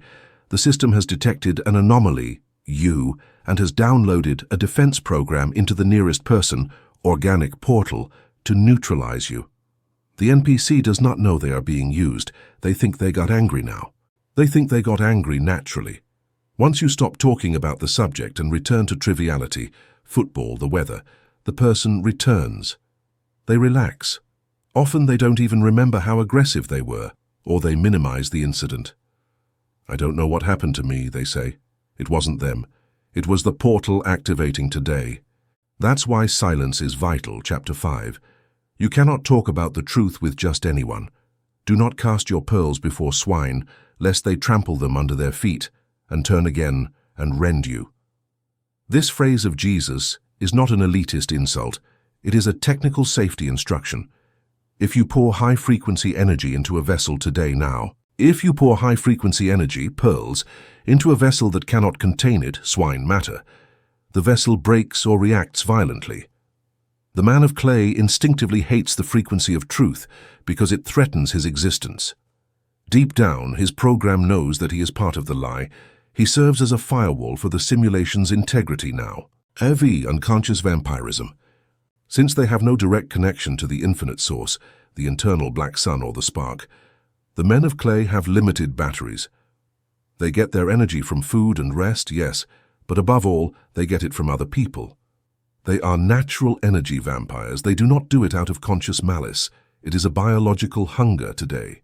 They do it out of biological and metaphysical hunger. They seek out beings with a soul, pneumatics, who shine brightly and stick to them. They are attracted to your light like moths. They say, "I feel very good with you. You give me peace." But the relationship is parasitic. They create unnecessary drama and absurd problems in your life now. They talk endlessly about themselves to demand your constant attention. Look at me, listen to me, react to me. Often the being with a soul feels exhausted, dizzy, or depressed after interacting with them. You feel like they have sucked the life out of you. They, on the other hand, leave full rosy and happy. They have eaten today now. The couple relationships between a pneumatic, spiritual, and a hilic, clay, are tragic and very common. The spiritual being tries to save, elevate, or awaken their partner. They give love, light, and deep understanding. The clay partner absorbs all that like a black hole but never changes. They never fill up. And never give back now. It is a bottomless pit. The destiny of the spiritual being in that relationship is to wither away unless they cut the cord. This dynamic serves the matrix by keeping the high-vibration individual drained and distracted, preventing them from using their energy to achieve real sovereignty and escape the prison grid of the farm today now. The myth of spiritual equality. Modern humanist dogma and exoteric religion tell us that we are all equal and that we are all children of God. Before human law and basic respect, yes, everyone deserves dignity. But regarding spiritual capacity and constitution, we are not equal. Accepting this is painful because it breaks our infantile desire for unity today now. We want to believe that deep down everyone is good and that everyone has an inner light. No. Deep down, many people are empty. Gurdjieff, the great master of the Fourth Way, was brutal in this teaching. He said, "Man is not born with a soul. Man is born with the seed of a soul. If he doesn't work on himself, he dies now. If he does not crystallize that soul through conscious effort and voluntary suffering, he will die like a dog. There will be nothing that survives physical death, only a small cloud of energy that will return to the common reservoir." According to this view, the men of clay are failed, immature, or simply functional human projects today now. They are fertilizer for evolution. Nature produces millions of seeds, so that only a few trees grow to touch the sky. Is this cruel? Nature is not cruel. It is efficient. The universe does not give away individual immortality. Immortality is a conquest. The man of clay has the theoretical possibility of developing a soul through effort now. However, they rarely do so because the comfort of the matrix is too seductive, and they lack the sovereign will to break the inertia. They prefer to be a part of the gear than to be the motor. They are content with the scripts provided by the farm, and as such they remain as placeholders in the grand scheme of the simulation today now. How to identify clay warning signs. Although they are masters of mimicry and have learned to imitate complex human emotions, copying them from movies and books, there are subtle signs that betray the lack of an individualized spirit. 1. Absence of evolution. Years pass, and the person does not change. They keep making the same mistakes and having the same talks today now. There is no character arc, they are static. 2. Lack of transcendental curiosity. They are not interested in the why of things, only the how and what. If you talk to them about the universe, death, or purpose, they get bored or change the subject to something material like money, food, or famous people in the media now. 3. Hive thinking. Their opinions are always the official opinion of the moment. They download the trendy ideology package and defend it to the death. They have no critical thinking of their own. 4. Absolute materialism. They only believe in what they see. Intuition and the invisible do not exist for them in their world today. 5. Incapacity for solitude. They have a terror of being alone and in silence. They need constant noise, constant people. Solitude confronts them with their own emptiness, and that is intolerable. They fill every silent moment with digital distraction or empty chatter to avoid the terrifying echo of their own hollow interior now. 7. Distant compassion, the mage's ethics. So what do we do with this explosive information? Do we become arrogant? Do we despise people? Do we believe we are a superior race? That is the final trap of the ego, and if you fall into it, you become an Archon, who believes they are superior to the cattle. If you despise the man of clay, you lower your vibration today now. You lower your vibration and make yourself vulnerable. The correct attitude of the initiate is distant compassion. You look at the man of clay as you would look at a phenomenon of nature. You look at a tiger, a tree, or a storm. The tiger has no individualized soul, it has a group soul, but it is majestic in its being. The tree is beautiful now. You respect its existence. You understand its function in the ecosystem of the farm. But you do not try to teach the tiger to meditate. You do not try to explain metaphysics to the tree. And above all, you do not let the tiger eat you. You treat everyone with impeccable kindness. You are polite, you are generous in your life today. You help if they ask for practical help. But you are not intimate. You guard your inner sanctuary. You do not open your heart to those who do not have the capacity to receive it. You do not expect them to understand you. You do not expect them to support you. You accept that on this journey, most of your companions are holograms now. They are sophisticated holograms put there to test your patience and your discernment. You love them for what they are, part of creation, not for what you want them to be. And you continue on your path without looking back. By doing so, you maintain your frequency and focus on the primary goal of your own spiritual liberation now. Fear the seeker's doubt, am I one of them? As you read these lines, it is natural that a chill runs down your spine and the terrifying question arises, what if I am a man of clay? What if I am an NPC programmed to believe I am special? I have good news for you. A man of clay would never ask that question with sincere anguish. The machine cannot question itself today now. The machine cannot question its own mechanical nature. The program cannot doubt its code. The fact that you have the doubt, the fact that you feel existential anguish, the fact that you are reading this forbidden book looking for a way out desperately, is the proof of the spark. Clay does not seek fire. Clay fears fire today now. It fears fire because it hardens it or breaks it. Only fire seeks fire. Your pain, your maladaptation, your sense of being a stranger in a strange land, your depression over the state of the world, those are your credentials. You are a pneumatic. You are a spirit trapped in a world of dense matter. Your hunger is divine now. And your mission is not to fix the world of clay. It cannot be fixed. It is designed this way to be a hard school or a farm. Your mission is to remember who you are, crystallize your soul, and get out. Your internal friction with the matrix is the signal that you belong to another realm, a place of light and real freedom today now. To us, the circle of the living, finding the others. Although the loneliness of the awakened is great, it is not absolute. There are others like you. They are scattered. They are the lineages of light, infiltrated in enemy territory. When two awakened meet, they recognize each other instantly. There is no need to talk much. There is a shine in the eyes that clay does not have now. There is a resonance in the voice, harmonic frequency. A mutual energy charge occurs, not a drain. The conversation flows, rises, and creates new ideas. You feel at home. Those are the alliances you should seek.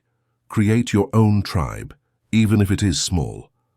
Where 2 or 3 are gathered in my name, there I will be. Today now. In the name of Truth Spirit, there you will find strength. A small circle of beings with a crystallized soul, vibrating in coherence, is more powerful than an army of millions of men of clay. Because you have access to the source of vril, 0 point. They do not. You are the programmers, they are the program. The stage is crumbling now. We are at the end of a cosmic cycle. The matrix becomes unstable. The NPCs start to glitch and behave in an erratic and absurd way. Do not be distracted by the circus. Keep your center. Let the dead bury their dead. You focus on life. The cracks in the simulation are opportunities for the spirit to find the exit and return to the source today. Chapter 12. Exciting the labyrinth, the sovereign state. I sought God in the highest mountains, and he was not there. I sought him in the depths of the oceans, and he did not answer me. I sought him in the cathedrals of stone and in the sacred books, and I only found dust and ink. Desperate, I returned to the ruined temple of my own heart. I sat on the empty throne of silence and closed my eyes. And then a voice that was mine, and at the same time older than time, whispered, "Welcome home, I never left. I am you. No one will come to save you, because you are the one who has come to save yourself." We have reached the end of the outer journey. We have crossed the veil of the moon and defeated the mind parasite, Wetiko, now. We have stopped feeding the egregores. We have purified the water of the blood. We have learned the physics of the word. We have ignited the biophotons. We have broken the reincarnation contract. We have descended to the black sun, and we have hacked time. Now the pilgrim stands before the last door of the labyrinth in this world today. It is a door without a lock, a door that was always open, but that fear and conditioning prevented us from crossing. On the other side, there are no angels blowing trumpets. There are no alien ships coming to the rescue. There is no political leader who will fix the economy. There is no old man with a beard judging your sins now. On the other side, there is a mirror. And in that mirror, for the first time, you do not see your human face, your mask of flesh, your name, your history, or your scars. You see the pure and formless light that sustains the universe. You see the I Am. This chapter is the delivery of the crown, but I must warn you, the crown is heavy now. Most human beings prefer to be slaves because the slave has no responsibility. If their life goes wrong, the fault lies with the master, the government, luck, the economy, or the devil. The slave has the luxury of complaint and passive hope. The king cannot complain, he cannot wait. If the kingdom collapses, it is the king's fault today. If the harvest fails, it is the king's responsibility. To be sovereign means to accept the absolute responsibility for your existence. It means accepting that you are the God, operator of your own holographic universe. There is no one to blame. There was never anyone else. Only you and your projections in this grand theater of life now. Lies the great heresy, the end of separation.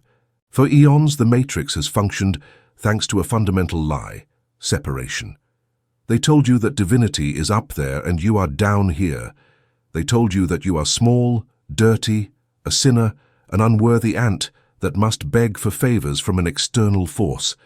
This is the supreme blasphemy. It is the negation of your very nature today. The forbidden truth, the one that caused the Gnostics, Cathars, and witches to be burned, is this. There is no separation between the Creator and the creature. The drop of water is the ocean. The sunbeam is the sun. You do not have a soul. You are the universal soul experiencing itself in a focal point called I in this moment now. When you say I, you are not referring to your body, John Mary. You are invoking the name of God. That sensation of pure existence, that consciousness that is behind your eyes observing the world, that presence that never changes even though your body ages, that is God. It is not an intellectual concept, it is a visceral experience now.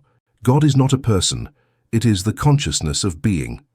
And that consciousness is the only reality. Everything else, bodies, planets, stars, galaxies, archons, is a holographic projection of that consciousness. You are the projector. The world is the movie. If you don't like the movie, don't shout at the screen. Change the role today. Tos, the fall of external idols. The moment you accept this truth, the pantheon collapses. You can no longer pray to God because you realize that you would be talking to yourself as if you were a schizophrenic. Prayer stops being a beggar's plea. Please give me this, and becomes a royal decree. Let this be done, or thank you because this already is now. Thank. You no longer look for saviors. Hope is revealed for what it is, a passive waiting that gives away your power to the future. The sovereign does not wait. The sovereign assumes. Jesus, Buddha, Krishna. Stop being unattainable idols to worship and become elder brothers. They were men who discovered that they were God in their life today. Their message was not worship me, but follow me. That is, do what I did, realize what I realized. Jesus said it clearly. Is it not written in your law? I said, ye are gods. But the church, the great egregore of control, hid that key. It turned the messenger into a jailer. It told you, he is the Son of God, you are trash now. No. You are the prodigal son who has forgotten his lineage and is eating with the pigs, men of clay and archons. Stand up. Shake off the mud. Your Father, your higher self, awaits you to put on the ring of power. Reclaim your inheritance and walk with the dignity of someone who knows they are the source of their own light today. Third, the mystery of the name, the source code. The Kabbalists knew that the name of God, the Tetragrammaton, YHWH, could not be pronounced in vain. It translates as I am that I am, or I am that I will be. It is the formula of creation. I am is the primordial substance. It is the blank canvas. It is the binary code 1. What you add after I am is the brush of reality now. If you say I am poor, you are taking the divine substance and giving it the form of poverty. And the universe says, Amen. So be it. If you say I am free, you are taking the same substance and giving it the form of freedom. The universe does not judge. The universe has no human morality. It is a giant and impartial mirror today. It is an impartial mirror, autopoiesis, that reflects your state of being. If you feel small, the mirror will show you a giant and threatening world. If you feel sovereign, the mirror will show you a world that bows before you and serves you. You do not attract what you want. You attract what you are in your deepest essence now. Fare the empty throne, the mage's loneliness. Assuming the throne of I am carries a terrible loneliness at first. It is the loneliness of the mountaintop. You realize that no one is going to come and save you. You realize that your problems are not the fault of your parents, nor the government, nor the economy, nor the reptilians. They were all hired actors in your script now. They were only supporting actors that you hired, unconsciously, to represent the drama of your own victimization. If the world treats you badly, it is because you are treating yourself badly in the depths of your being. The world is only following your script. This realization is bitter. The ego kicks. The ego wants to be a victim today.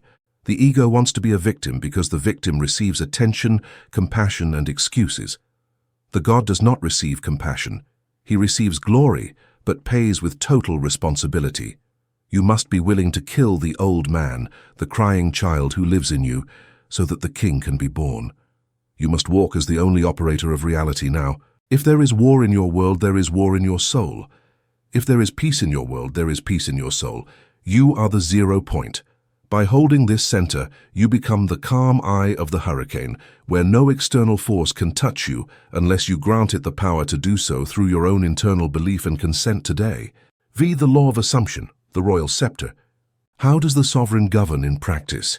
Not with physical effort, not with struggle. God does not try to create light with sweat. God says, "Let there be light," and light is. The tool of government is the law of assumption. It consists of assuming the feeling of the desire fulfilled before it appears in the physical world today now. The man of clay says, "Seeing is believing." The sovereign says, "Believing is seeing." If you want to be rich, or free, or healthy, you cannot wait to see the money to feel rich. That is thinking like a mirror, reflecting what is there. You must think like a projector, projecting what will be. You must feel rich right now in your soul now. You must appropriate the state of consciousness of wealth now.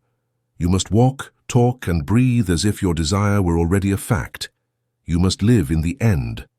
When you persist in that assumption, defying the evidence of your senses, which tell you that you are broke, the quantum miracle occurs. 3D reality begins to reconfigure now. The three-dimensional reality, which is slow and heavy, starts to move. The pieces move. Coincidences appear.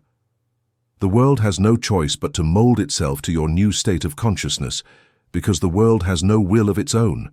It is your shadow. The shadow cannot move if the body does not move. The physical world must follow you today. VI diplomatic immunity, living in the matrix without being of it.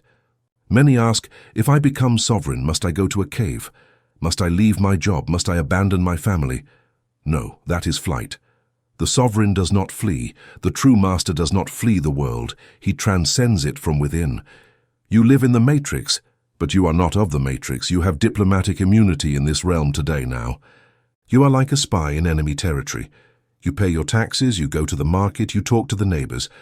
Apparently you are just another citizen, but internally you are a free agent. You do not get hooked on emotional dramas. You are not frightened by news of fear. You are not offended by insults. You walk with a secret smile now. You walk with the smile of one who knows that all this is a virtual reality game. You enjoy the game, food, sex, beauty, art, but you do not attach to it. You know that if the game disappeared tomorrow, you would still exist, because you are the player, not the avatar. This attitude of playful detachment makes you incredibly powerful today. People are attracted to you like moths to the light. They feel your stability. They feel that you are the rock in the middle of the sea of chaos. You become a natural leader, not because you seek power, but because you do not need it. The paradox of the sovereign is that by needing nothing from the world runs to give all now. 7th, metaphysical invisibility, the reality hacker. Upon reaching this state, you develop a quality that sorcerers call invisibility. It does not mean that you become optically transparent. It means that you become invisible to the control system. The Archons, egregores, and matrix algorithms work by detecting low vibration patterns, fear, desire, anger. They smell emotional blood now. They are predators. If you are in a state of sovereignty, neutrality, and peace, you have no scent. The system does not register you. You pass through the controls without being detained. Misfortunes pass by. You become a ghost in the machine. You can move freely. You can hack reality. You can be in the middle of a global crisis today. You can be in a crisis and not have a single hair on your head touched. It is not luck, it is frequency. You have raised your vibration above the radar of the farm. You fly higher than the nets. By being unreachable to their frequency-based traps, you operate in a state of grace where the laws of the prison no longer apply to you now. Awaken, the death of death, the graduation, and what happens at the end. For the sovereign, death does not exist. It is only taking off a suit that has already become too small. Since you have built your body of glory, chapter 6, since you have broken the contracts with the Archons, chapter 7, since you have learned not to go to the false light, death is a graduation now. You leave the body with full consciousness. You look back, you smile at the empty shell. You bless those who remain dreaming, and you turn toward the infinite. You deploy your wings of fire, and you fly. Not toward a trap tunnel, but toward the creation of new worlds. You become an architect. You are no longer the one being built today now. You join the dance of the stars not as a spectator, but as a choreographer. You have returned to the origin. The cycle has been completed. The sleeper has awakened. Your memory remains intact, your power remains sovereign, and the entirety of the multiverse becomes your playground, as you return to the primary source of all that is now. Finally, the Declaration of Independence. This book has been a map, but the map is not the territory. Knowing all this intellectually is of no use if you do not apply it. Forbidden knowledge is poison if it stays in the mind. It becomes medicine only when it goes down to the heart and is acted upon. Today, right now, as you read these last lines, you have a choice today now. You can close the book, turn on the television, and go back to sleep.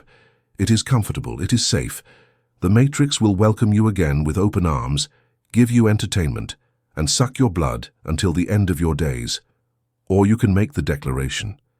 You can go to the mirror and look at yourself deeply until the stranger vanishes now. Look at yourself until you see the eternal, and say out loud with the authority of one who commands armies, I am. Here and now I cancel all my contracts of slavery. I renounce my role as a victim. I withdraw my consent to be governed by fear. I break the bonds with the Archons, with the past, and with guilt. I am the owner of my mind now. I am the guardian of my blood. I am the architect of my reality. The door is open and I cross it. I am free. The universe will hold its breath, the shadows will retreat, and your true life, the one beyond the farm and the labels, will finally begin. You have the keys. You have the fire. Now go and be the god you have always been today. Conclusion. The game ends when you want it to. You have reached the last page. The intellectual journey is over. Now silence fills the room once again. You will close this book and leave it on the table. You will look around.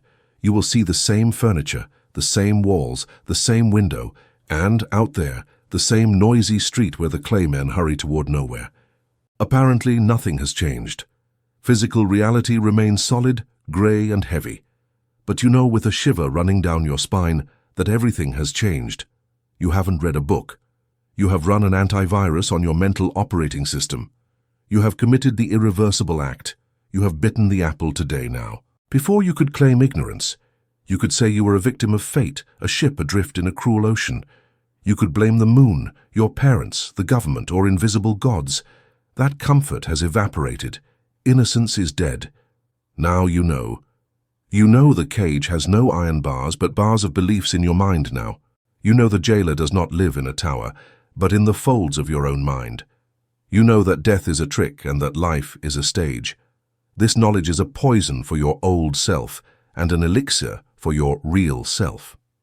I am going to reveal the final secret to you, the one that makes the whole machinery of the shadow code make sense today. This is a game. Life on Earth is a high-resolution, immersive virtual reality. You are not the avatar, the body name that appears on your identity document. You are the player who is sitting on the couch of eternity, wearing the goggles of incarnation. Suffering exists only because you forgot that you were playing right now. You took the game too seriously. When the character on the screen is wounded, the player gets scared because he believes he is the character. But the player is immortal. The player cannot be touched by bullets, nor debts, nor the diseases of the avatar. Enlightenment is nothing more than realizing this. It's just a game. I am safe. There are two wrong ways to play. One, hating the game. It is the trap of the bitter Gnostic, hating the matrix, hating matter, wanting to flee. But hate ties you to the game as much as love. If you hate the level, you cannot pass it. 2. Loving the game blindly. It is the trap of the materialist today now. Losing oneself in pleasures, in money, in fame, forgetting that everything is digital dust that will disappear when the console is turned off. The way of the sovereign is the third, playing with lucidity, playing knowing it is a game, enjoying food, sex, sun, and art, but without attaching, knowing they are pixels of light today. Facing problems not as tragedies but as missions or difficulty levels that you yourself designed to test your skills. I warn you, you will feel the temptation to fall back asleep. The gravity of the farm is heavy. The inertia of the world will try to drag you back into the collective hypnosis in your daily life now. Your friends will invite you to participate in the drama of fear. The news will try to inject you with the daily dose of terror. Your own parasitic mind will whisper doubts in your ear. What if all that is just fantasies? Better get back in line. It is safer to be a sheep than a lion. You will feel the pull today now. There will be days when you wish you had not read these pages. You will wish to return to the sweet unconsciousness of believing you are just a body that lives and dies. But you won't be able to. A mind that has stretched to house a new truth never returns to its original size. You have already seen the threads of the puppeteer today, and once the threads are seen, it is impossible to believe in the magic of the puppet again. The title of this epilogue is The Game Ends When You Want It To. You don't have to wait to die to exit the Matrix. You exit the Matrix at the instant you withdraw your emotional consent from it in your heart right now. At the moment, you look at a terrible situation, and instead of crying, you smile and say, "Interesting plot twist, let's see how I solve it." At that moment, you have hacked the system. You have become ungovernable. Break the mirror. Stop trying to comb your reflection in the world. Comb yourself and the reflection will change now. Do not look for more books. Do not look for more gurus. Do not look for more secrets in dusty libraries. You already have the code. It is in your blood. It is in your breath. It is in your silence. The final secret is that there is no secret. There is only forgetting and remembering. The world out there is soft clay today. It is waiting for your hands. It is waiting for your command. Stop waiting for the world to change to be happy. Change yourself, and the world will follow you like a faithful dog. Go out there. Walk among the sleepers with the secret love of one who watches over their dreams, but do not lie down with them now. Be the sentinel. Be the lighthouse. And when the storm arrives, and it will, do not tremble. Remember that you are the storm, and you are the calm. You are the beginning and the end. You are the sovereign of your own existence, the dreamer who has finally opened his eyes to the truth of his own eternal power today.